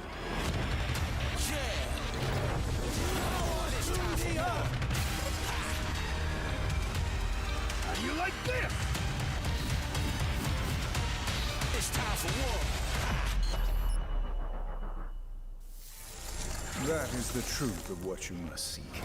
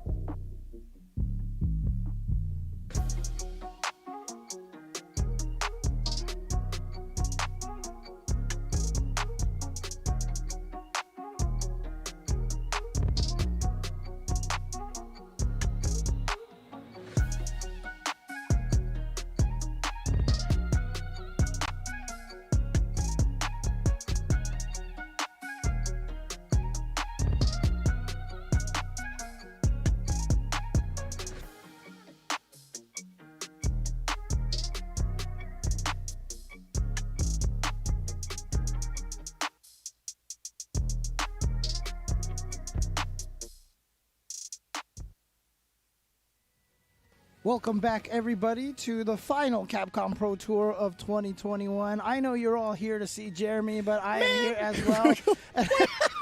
What are you talking about, James? Come on, chat. You know, right? You know. It's about Street Fighter Okay, 5 and the fine, collective community, fine, baby. fine. We're here for the Capcom Pro Tour, right? not the bald-headed shenanigans that go on every so often. But I'll tell you man. what, guys, it's been an honor and a privilege to be able to cast all throughout the entirety of the CPT. Not only James, but with you all as well. Again, this is the final moment before we get into the season finale. We're here to see who's going to join the ranks for Japan and the rest of the world, right? So far, we've had Mago, Higuchi, and Daigo. We're going to see who fills in that fourth slot in our final qualifier of the year. It is 2022 in the blink of an eye. It's been... What is time? Came and gone so quickly. Yeah, but I mean, so far right now, Tokido, Yamaguchi, Kawano, Mizuha, and Nemo are the players that are poised in position to play tomorrow. We'll be starting at the same time as we started today, and you won't want to miss that. But to join Mago, Higuchi, and Daigo. And right now we're going to find out if Yosan, Kudo, Gachikun, Fujimura, Uita Jun, or Kichipa are also going to join in that potential for the top 8 tomorrow. Yeah, it's going to be shaking up pretty significantly, I feel like, in terms of the loser side, right? We have some names that we haven't really seen from the previous... I guess, qualifiers, which is kind of funny to say because these are household names, right? Fujimura and Gachikun in the loser side? Wait a minute. Kichipamu also in the loser side. Uitajun, we haven't seen as much. Kudo and Yosan haven't seen as much as well, right? So it is pretty significant down there in the shark tank that is the losers bracket, the top 8 is what I was trying to say, right? Again, these are all household names with the exception of very few, but they're here for a very good reason. And the way that they've been playing and showing out, you can see the potential, right? Talk to me here, though, about this matchup coming up, Yosan and Kudo. You know, you do have some experience with Juri. Chun-Li's been there since the beginning as well. How do you feel about that matchup? It's not going to be something that Juri is going to be looking forward to in the neutral game, right? It's going to be one of those opportunities where you're going to probably give up some mistake to get some charges going, or at least get the fireball game going. But at the same time, I think she could counterpoke some of Chun-Li's normals pretty well and convert off of it. I do like Juri's standing heavy punch because of the hitbox around it, and being able to cancel it into the flip kick is pretty significant, right? Being able to get something like that into a knockdown and get something started is going to be something that Yosan might be looking forward to. Or it might be something like a jump in to start things off because of the fact that Chun-Li cannot stop her with a standing light kick. And just going in, Yosan now has to cool his jets a little bit. Kudo is trying to establish the pace with some of those heavies we were talking about, but taken to the skies, and Yosan immediately answers with the anti-air, backing off, cooling down yet again. This has been a very wild start to game one. And again, don't forget Kudo, you know, putting Kawano to the edge right there, but maybe a little bit being a too eager with you know, with the way that he was playing. Kawano was able to make a comeback, but let's see if he can do this to Yosan now. All right. God, that standing heavy punch has been just... Kudo's use of that standing heavy punch is amazing. Oh, what an interruption, Yosan! Again, that is some character knowledge right there, matchup knowledge. Yes, past the fireball. Uppercut. Oh, doesn't... Okay. No, he doesn't need... Oh, I mean... Either way. The roundhouse kicks while in V-trigger, getting those juggles, and then using that meter for the very end. Very nice work from Yosan. Showing the potential of Juri. Ooh, gets the crush counter sweep now. Oh, that was so meaty. That's a neat setup right there. Oh, too early on that throw. Hadn't quite landed yet. Ooh, again, that standing heavy punch was been a throw. I love that counter. She threw the fireball. That fireball down there was going to prevent Chun-Li from punishing her charge up. And it dissipated the fireball itself. Yeah, charges the V-skill too after the target combo. Wall and trigger, but we talked about Juri. This is kind of one of her weaknesses, giving up damage in a lot of situations to have to charge things up. It hit! He's willing to do it again. We saw him do this a bunch against Nishiken. Oh boy. And there you saw him unleash the V-skill too, and really didn't get much out of that. Nice! Option selecting, make sure that he chased down. But still getting the confirm. Kudo keeping it nice and consistent with that low medium kick. That is the second time over that he was able to open up Yosan's offense, or at least counter his offense, I should say, and open up his defense. And we're still in 2 out of 3 right now, so obviously winning this round, taking game number 1, really important. She just dashed. Kudo just dashed into that, it looked like. Wasn't expecting the EX flip at all. Oh God, again, standing heavy punch. And slowly making his way, forcing Juri into the corner with the normal occupying that space, but still to confirm from Yosan. Oh, big damage off of this, yeah. Gets the charge. Oh, the throw bait off of that. That was so slick. And the stun is there. Yosan knows exactly what to do with it. Crouching heavy punch into the EX flip kick. Those are the active shimmies right there, you know, where you go for a move like that. You see a lot of Nashes go for the tragedy assault and gosh, there's so many examples of that. But instead of walking back and getting to the whiff to throw, you just do a special move that puts yourself airborne and get them to whiff the throw and blow them up that way. And I like the damage output coming in from Yosan, right? After the crush counter roundhouse, he just did a micro step into the standing medium punch, linked to the medium kick. I like that a lot. I thought he was going to go to like target combo afterwards, but still, he maximized that so well. Well, he wants to show the potential of Jury, and he's definitely doing a good job here. He started off in the loser side of the bracket, so far we've only seen him win. He's going to try to put another win on the board, but again, Kudo has just been doing so well with that standing heavy punch. Just occupying that space so well. Exactly what Chun-Li players need to do, right? Just utilizing both their fireball game and the long-range game that they have. Oh boy, a big hit for him. Yosan does catch her crouching, does get the target combo afterwards, and charges the V-Skill 2. Look at the amount of corner carry, and the damage continuing off the V-Skill 2. This is so sick. Just goes right back in there after the combo was done, and caught Kudo just stopping the block. Like, perfect timing right there. Kudo was blocking, you know, after getting hit, and as soon as he felt like it was time to hit a button, Yosan had yet another kick sequence come. Oh, again. Boy. I don't know about this one. Early in the round. In a very similar situation, right? Yosan out at match point. Kudo spending the bar early. Well, it seems to be working out for him, but here we go. Activation, like you said, charges up V-Skill 2, gets the back throw towards the corner. This is important now. Oh my god. A slight step forward. The uppercut is there. Yosan now has the upper hand. He does get the full conversion off of the low. Does not need to spend anything, but he is in a prime position, especially now, to get a hit into critical art. This is so dangerous. Oh boy. And yeah, gonna get super plus frame. That's safe on block. Oh, especially now, that's plus. So you can see Yosan playing defensive, but catches. Not going to be enough to kill, but the meaty light kick is going to be enough to do it. And Yosan eliminates Kudo. And once again, a very similar situation where Kudo spends the heavy punch into the super early in the round. And like I said, I feel like that's such a... you're hurting yourself because now you don't have a lot of the meter there. There's a reason why a lot of people like to say keep the meter to, you know, as a threat. Right? The meter existing is a threat. Now, you know, obviously Kudo has probably won many, many rounds by doing that very early on, you know. But again, for situations like this, like Yosan right there getting the knockdown at the end, going for the safe meaty, not worrying about, you know, wake-ups. I didn't see how much meter Kudo had at that point, but again, twice now we've seen it. Kudo twice in a row. I mean, we called it a little bit, right? We were saying this is the exact scenario he put himself in last time, and as soon as his foot is off the gas pedal, it's been pretty much downhill, I guess. Because I mean, look, the EX lightning kick, for example, right? What a great move to just throw out neutral, catch someone walking forward. Very similar to Urian. Chariot tackle, right? Safe on block, can catch you out of nowhere. Right, very EX fireball can get you in on your opponent. You know, throw it out there and dash in as a way to get in. EX bird kick, obviously a great wake up attack, and you know, when you use up the super like that, you lose all those weapons. Yeah. Well, he's going to have to think about all of that as he gets to pretty much chill for the rest of the evening. Or I guess, the rest of the evening as we see the bracket. He has to take this console and put it in the closet for a while, and then, you know. And then he starts playing on PC. Yeah, I know. Yeah, but either way. Actually, most of them are playing on PC these days, That's true. Yeah, that's true. I did see that from the Sakaguchi-Peroshi match, actually. Yosan is going to be the next candidate up into top 8 to face off against Nemo as we get into our next couple of matches. Fujimura versus Gachikun. This one was actually pretty heated in Street Fighter League. Fujimura has been one of the top point earners for his team, and Gachikun kind of doing the same, right, with the Good 8 squad. You can see a G8S alongside Red Bull. What a match to have before top 8 on loser side.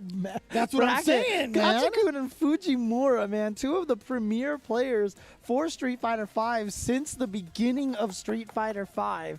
And these two, again, Fujimura, one of the best players for many seasons. Gachikun, former Capcom Cup champion, going up against each other, to basically roadblock the other one from getting into top 8 of Japan 4. No, yeah, absolutely. We saw the kind of routes that they took on the way over here, but they still found themselves into the loser side. Fujimura, by ways of falling short to Yamaguchi's Luke. Right, we saw that That's earlier on right, the winner's yeah, side. Gachikun had a rough road ahead of him. He was knocked into the losers relatively early and actually stopped Bonchan from making it, as you just mentioned earlier. But here we are now. It's going to be a Chun-Li matchup instead of going into the Cammy matchup. Interesting choice here. So Fujimura now trying to accomplish perhaps what Kudo failed to do with Chun-Li. Oh. And yeah, look, that heavy punch is obviously one of Chun-Li's main tools, right? So that is definitely going to be a button that you see a lot. Yeah, not sure what Fujimura was going for there. But there you see that great example right there. Just fishing with the EX, safe on block. Might as well throw it out. One of the fastest special moves in the game. Oh, and the medium kick confirm exactly what Gachikun needed. Now pushes Fujimura into this corner, but the back throw, that's so hard to really... he tried to walk out of the throw range. I think he was trying to go for the shimmy, just didn't get back far enough. Either that or he switched directions and started walking forward a little too early. I love that choice because what is every Rashid? No. Yeah, that's punishable. But every Rashid always throws that fireball into the V-skill, and again getting thrown on his... Oh, he can't take this. He can't take all this chip damage. You're right. Oh, that's why he tried to bust out with the EX and he didn't have that EX spinning mixer. Yeah, he did not have that V reversal prior to the KO. So that was actually really smart from Fujimura to kind of bait that out. Knew that he got Gachikun in this checkmate situation. Oh, there were so many instances to get EX lightning legs for Fujimura for the knockdown and the damage. But he opts not to spend it. There were 2 instances he could have gone. Oh. No counter hit conversion from Fujimura. Very unorthodox. Yeah. This is something we haven't seen from Fujimura. He's been a conversion beast throughout Street Fighter League, but Gachikun taking full advantage of that now. Wow. What a walk-up. That was from downtown, man. Oh, like 3 steps and a half. Surprisingly enough, off of a jump, it's always kind of a dicey situation to go after a jump. You almost kind of want to just go with the break and just be -2 instead. Oh boy, no conversion. Yeah, that could have been a combo after that. That should have been the round already. It's so tough to watch right now. Fujimura just has a fully stocked trigger. Yeah, we've seen this from Gachikun in the last matchup, how patient he is. He just, that could have been a fierce in the super right there. That would have killed. 100% would have killed. And look at that, Fujimura fishing for it too. A little bit of intel for Gachikun. Now he's going to play a little bit closer. I don't think he wants to go for something like a whiff punish. He might want to interrupt it instead. Wow, a jump. He tried to go for an empty jump low. Yeah, he has so much. He tried to interrupt it. You saw it from Gachikun. The counter hit is there. Fujimura, I mean, it's going to run out of time. Doesn't matter. It's not going to kill in time. But, of course, the damage is there already. That means Fujimura is going to take it by time. And you can see right there the wind conditions there, TV. And you are watching some excellent TV here with some Street Fighter V action. Nice work. I like that one. Thank you. It's pretty good. But yeah, no, I mean, we called it earlier. You know, Gachikun was looking for a way to snipe out Chun-Li prior to any of the heavies coming out. You saw the counter hit, and it just wasn't the right time. Yeah, and again, we talked about how good the normals are of Rashid, but again, Chun-Li, I feel like she probably has maybe the best set of normals in the game. Just that standing heavy punch is so scary to deal with. Give her an air dash. I'm kidding.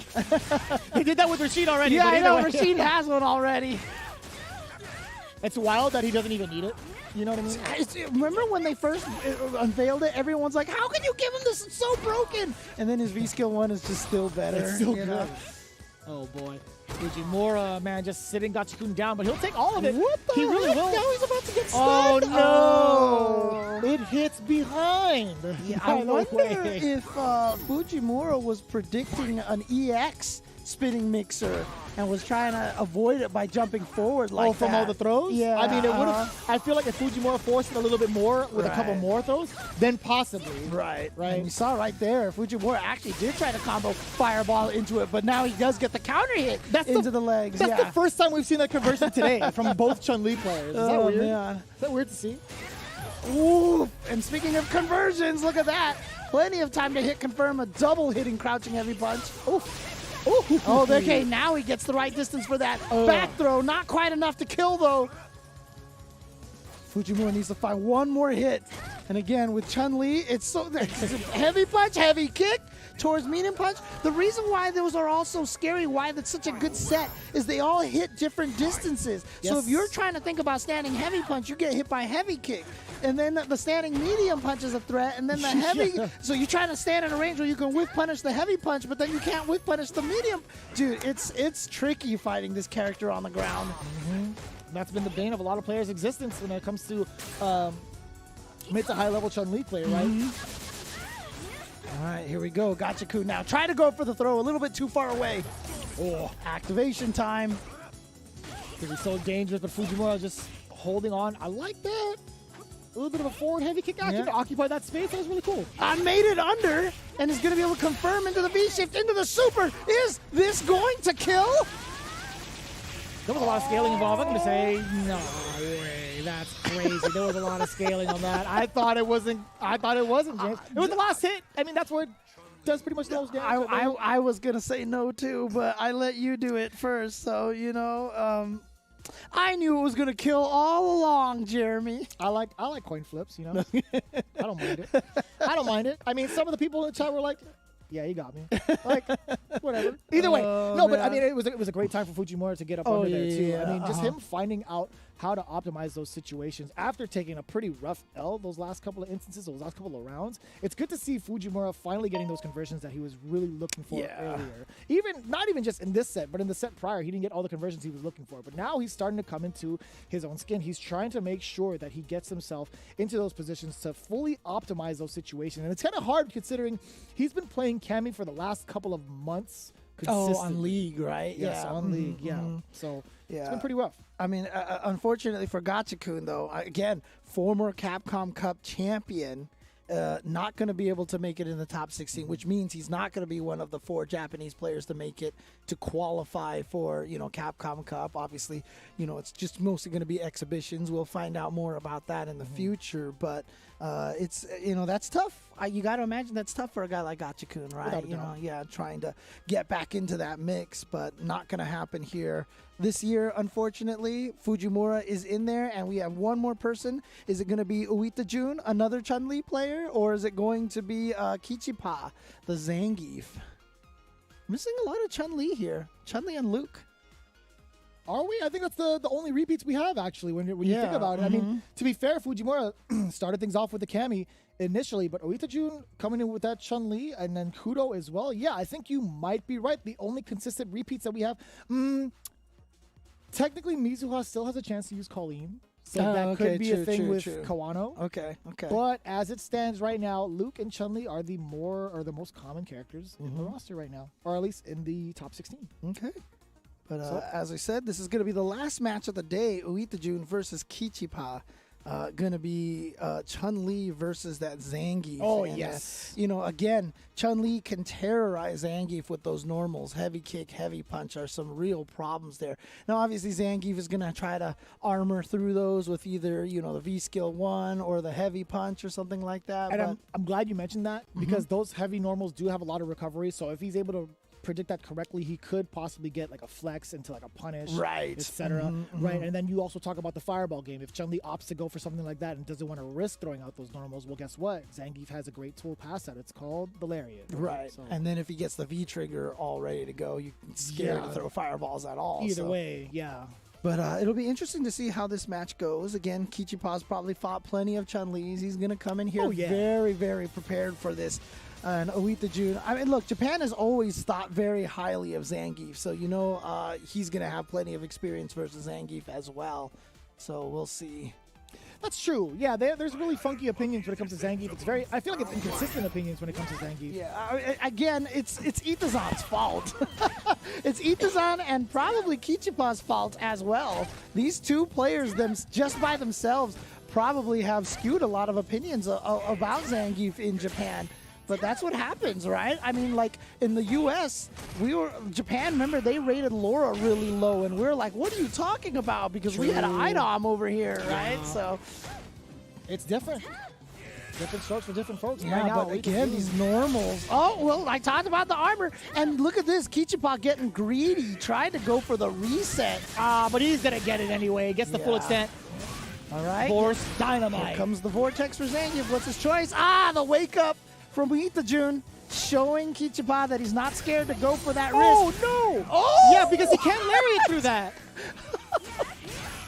Uh-oh. Can he kill off of this? Yes!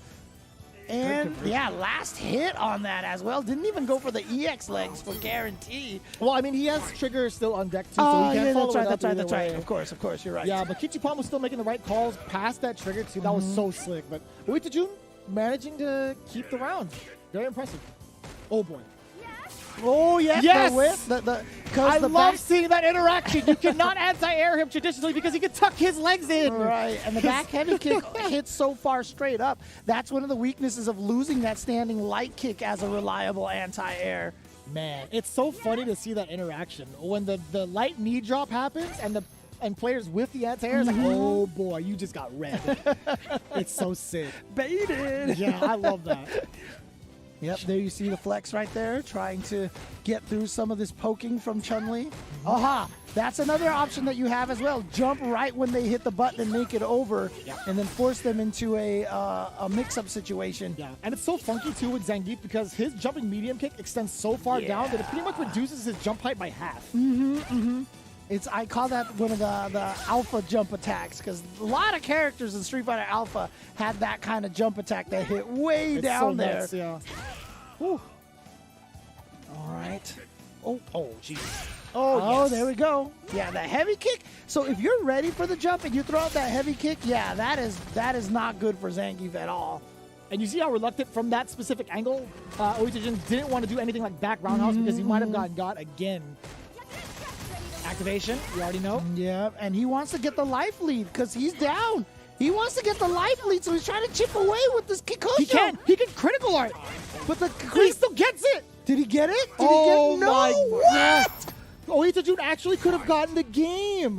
Yeah, well, I don't know. The super activation might have ate the rest of the timer. I don't know. No, in his favor. He would have been chipping away at him. He would have been stuck. Perhaps, but I wonder yeah, you're probably right if he had done it right away. He landed so many fierces. Oh, and speaking of fierces landing, muscle power for you. He just created a new platform into the subway. Yeah. That was such an interesting exchange too, man. That's so unfortunate. I'm still stuck in last round, but Uitajun. I know, that's all I'm thinking about too. I want to see what the life and the time was like. Oh boy, Uitajun still needs to make this comeback happen, but he has such a deficit that even if he activates into a trigger combo afterwards, I think Kichipomu would still be in the life lead. Yeah, well, even after this sequence, he's still going to be in the lead. Yeah, that's why he's not going to go crazy with the combo because he wants to save that meter for a better combo. There we go. And Kichipomu's not going to be one to sit down and take all those throws either. The way that he loves suppressed buttons, man. It's not going to happen. Neutralizing that fireball. She's still sitting there on a lot of that. See, there's that heavy kick. Back heavy kick. He's going to reach the side. No That way! was supposed to be a V reversal. I think that was supposed to be a V reversal. I think he was expecting to block something. He wanted a V reversal to buy some time. Nah, that was intentional. That was slick. Did you see that? That was a whiff. No, that was the best counter poke he could have called for. Perhaps. I mean, look. You know what? Kichipa is pretty galaxy brain. He really is. There's very a potential creative. that he decided to do that for sure. You see someone shimmy, they walk back, walk forward, so he meets them with the knees. You know, maybe he'll do that and then get into an EXSPD. Yeah, maybe. You know, who knows? Oh, no! Too far away. Too far away. He might have went for a medium SPD and was greedy or something. Oh, what was she trying? That was a roundhouse or a light kick? I'm not sure. He might have tried a back heavy kick, but went the wrong direction because he jumped over her or something like that. Okay, here we go.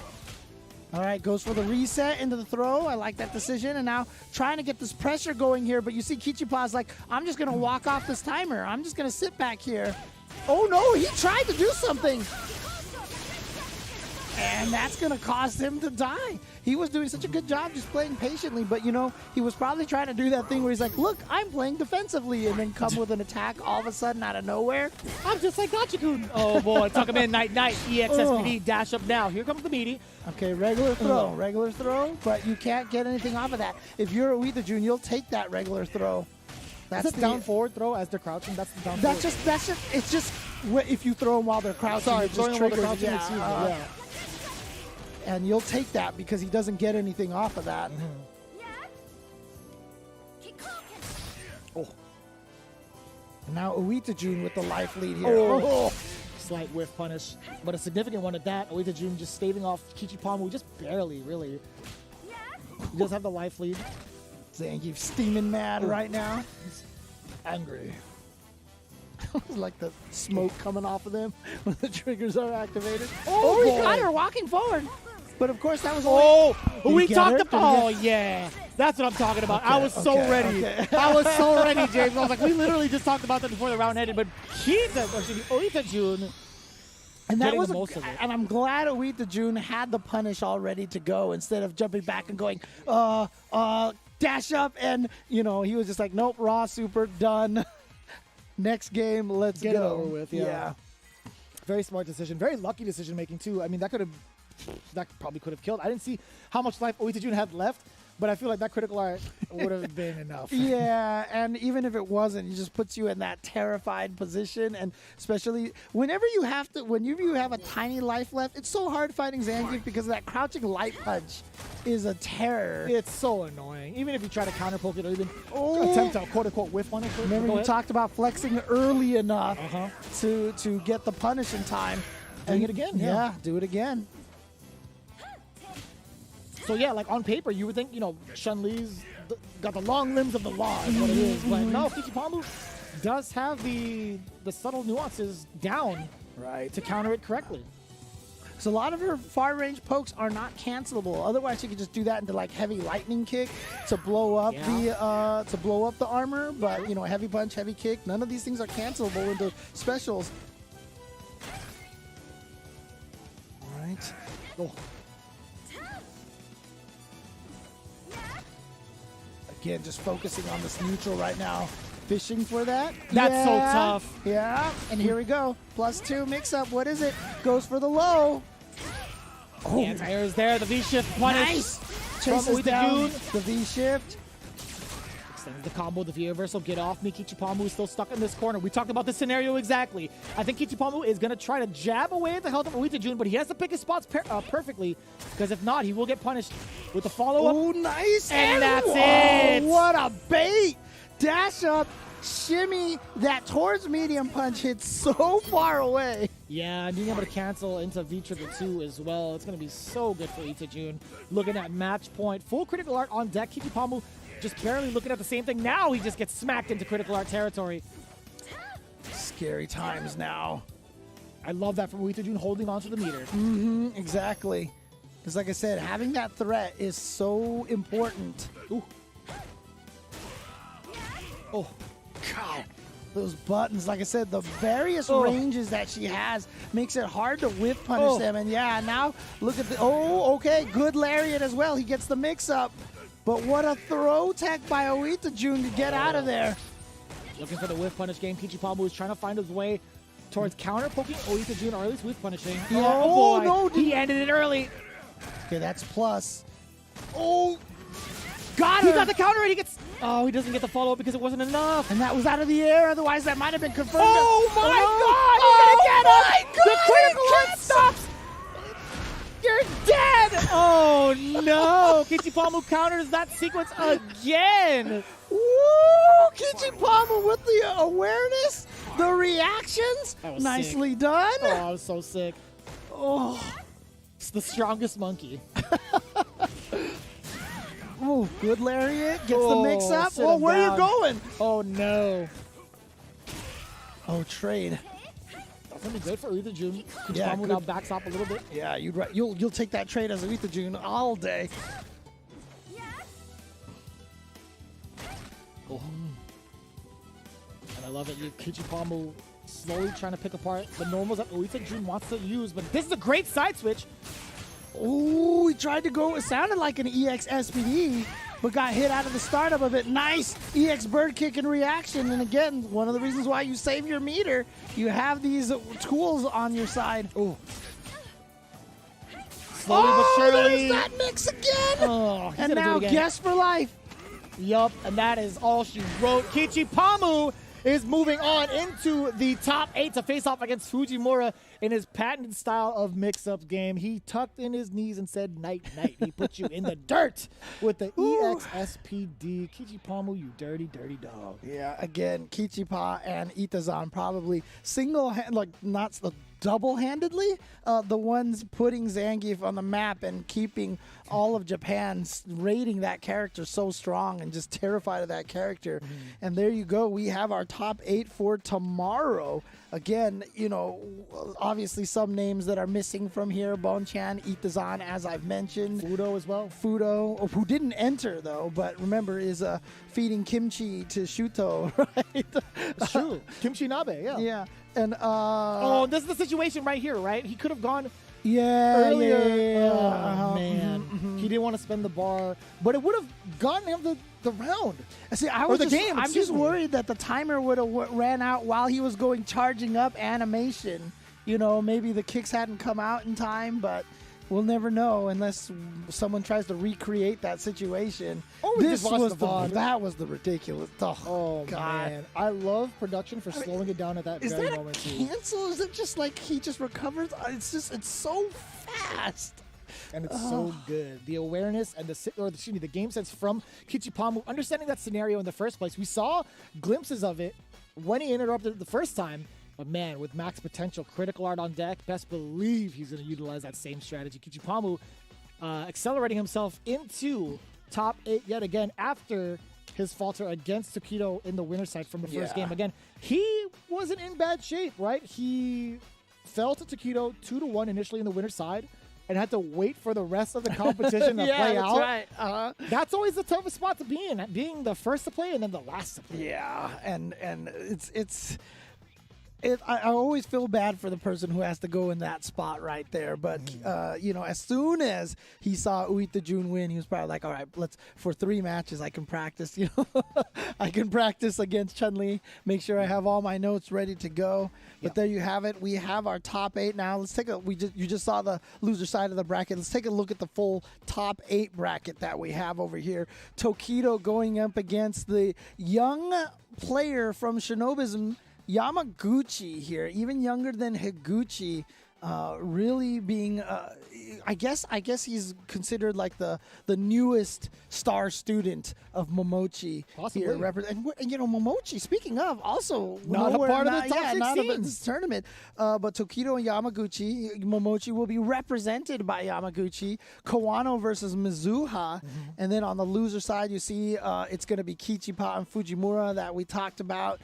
And then Yosan and Nemo going up against each other. And what a nice little character variety here. We've got Yuri and Luke, Colleen, potentially another Colleen or a Luke. True. But then from there, Zangief, Cammy or Chun-Li, Juri, and Urien. Another Urien. Or Gil. Right. Yeah. So it's going to be very interesting to see, again, a really wide diversity of characters, especially with the players piloting them, right? Both young, old, and pretty much new to the top 16, right? Not new to the scene necessarily, but into a Capcom Pro Tour situation. Ladies and gentlemen, we have ourselves the top 8, and I gotta be pretty honest with you, man. There was a lot of upsets that have happened. I feel like on the way over to the bracket into the top 16, in terms of like some of the characters and players that we're familiar with, but in the grand scheme of things, it's still some of the best Street Fighter I get to witness. Absolutely. If you want to be part of the best Street Fighter as well, start getting into the game. Check out compete.playstation.com. Head over to that URL to learn more about the PlayStation tournaments and find some Street Fighter action of your own so that you can join in the tournament scene, start playing. I've seen a lot of people discover the joy of fighting game tournaments from these PlayStation tournaments. So get in there, test your mettle against others in some Street Fighter 5.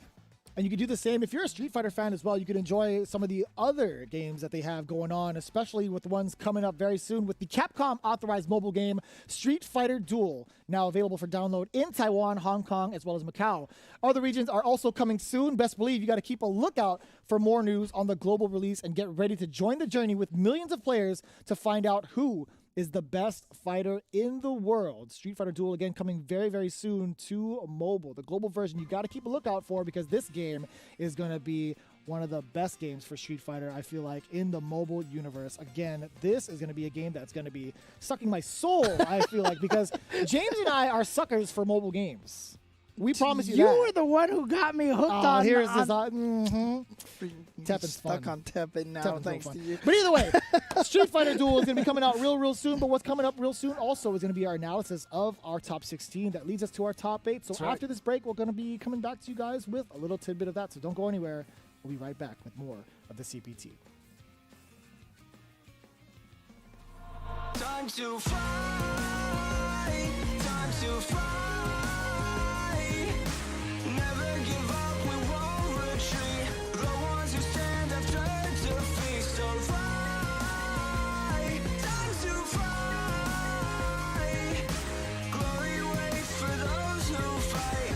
We unite, we are street fighters.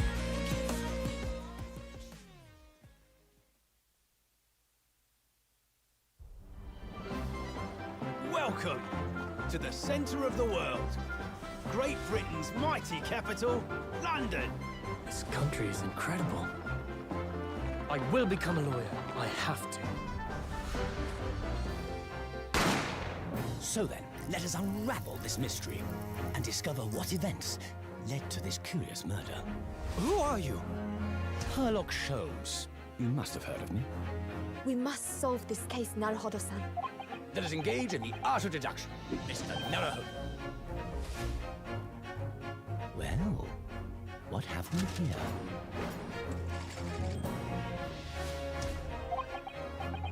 It would seem the truth is now tantalizingly close. The defense demands its right to a cross-examination.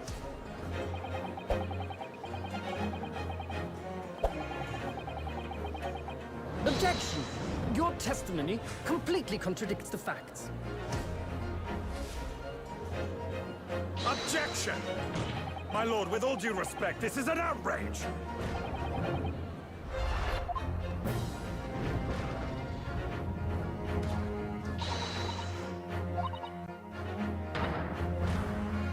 You're the best lawyer in the world.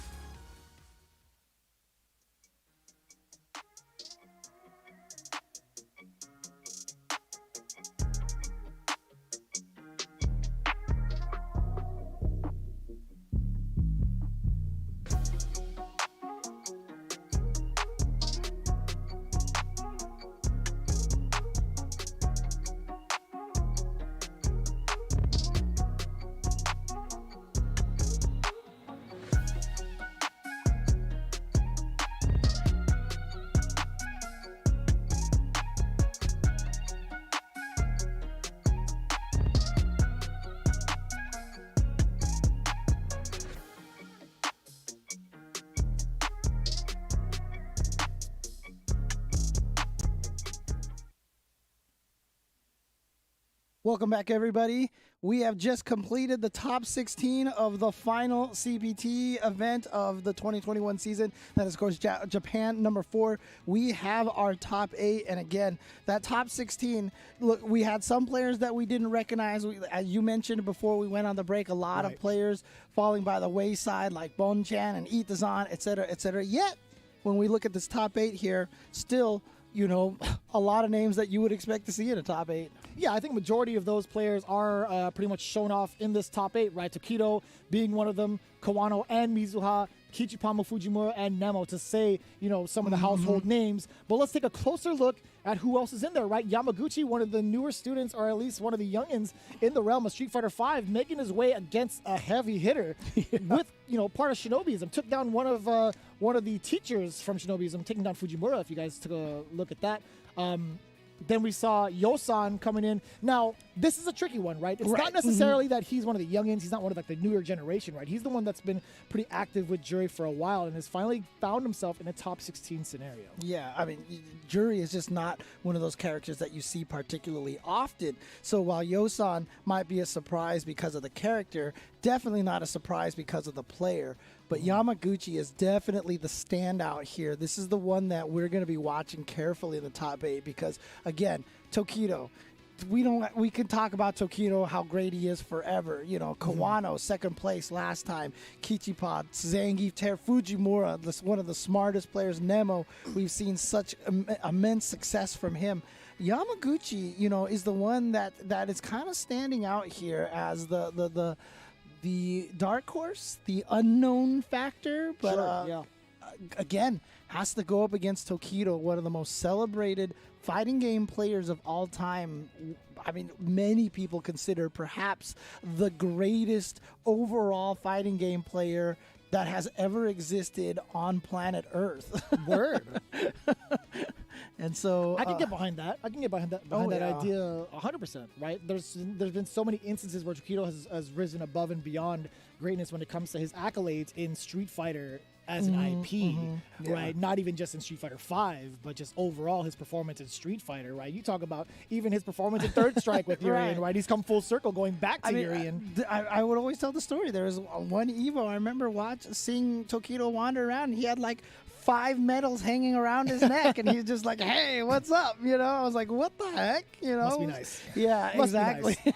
But as you guys saw the top 8 and what we could expect for tomorrow, some of the things we like to do here before we wrap things up is kind of talk about some of our predictions as well as some of our favorite matches from the top 16. Personally, when I was looking at it, I think Yamaguchi versus Fujimura was one of my favorites because it's the first time I've really seen Fujimura kind of get flustered a little bit in terms of like how the matchup went down. There's not a lot that really kind of puts Fujimura on edge, especially in the way that he plays. Like, he's got it calm, cool, and collected, right? He's pretty much Mr. Optimal when it comes to his gameplay as Cammy. But Yamaguchi, our first time seeing him in the top 16, looked really quickly dismantling Fujimura with a new character. Now it has a lot to bring up. Is it something like is Fujimura unfamiliar with the character, or is Luke one of those characters that just deals so much damage in the opportunities that he gets? Or is Yamaguchi that good? Yeah, and is Yamaguchi that much of a beast? Right, there's so many different factors, and the fact of the matter is, Yamaguchi took down one of the seasoned veterans of the fighting game community. So that,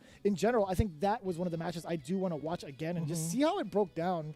To be honest with you, that was one of my favorite matches in the winner's side of top 16. Yeah, and you know, speaking of predictions, like, I can't imagine most people wouldn't have Tokido and Kawano going up against each other in winners finals. Oh boy! But man, Mizuha and Yamaguchi, both with those Lukes, can definitely throw in a monkey wrench into that plan. And that's the problem, right? I think with, you know, Kawano versus Mizuha coming up tomorrow, it's going to be a question of whether or not Mizuha actually sticks with that Luke, because I've seen this matchup before between the two, the Colleen Mirror match.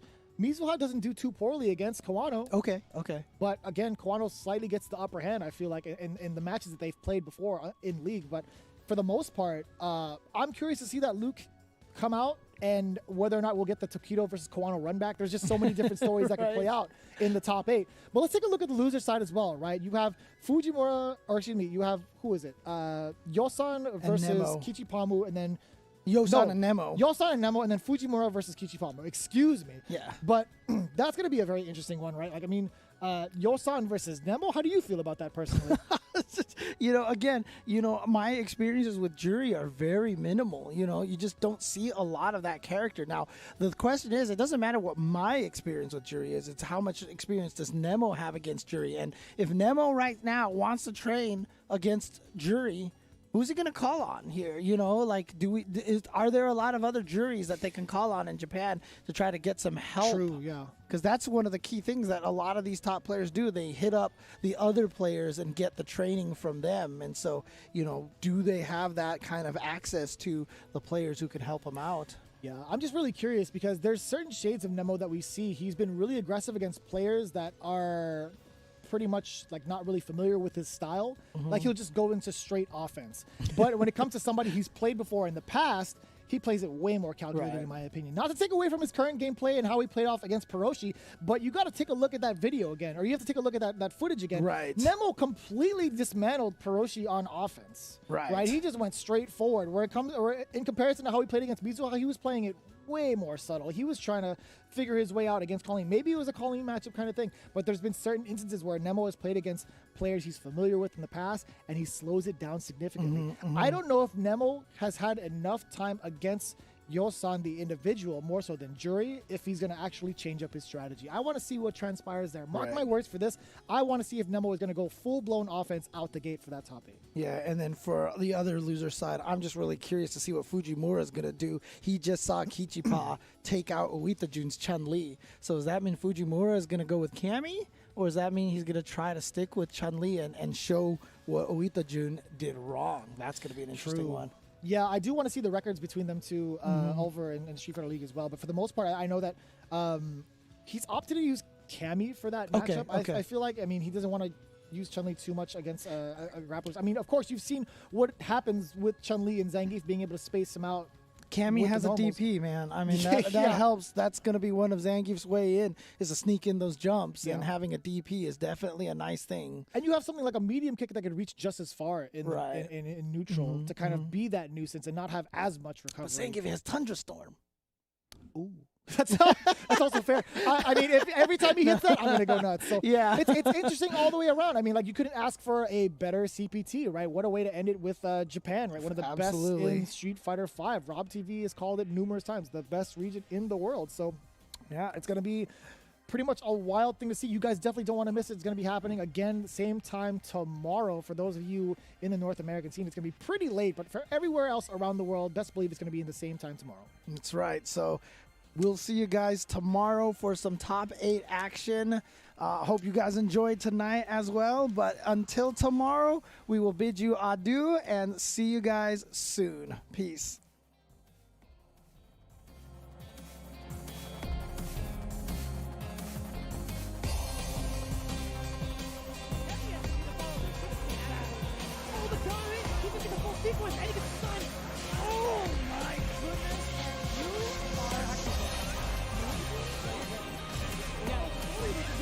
What an interruption!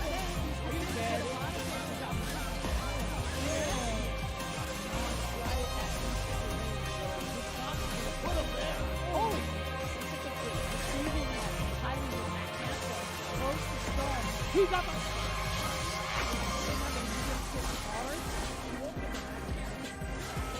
What?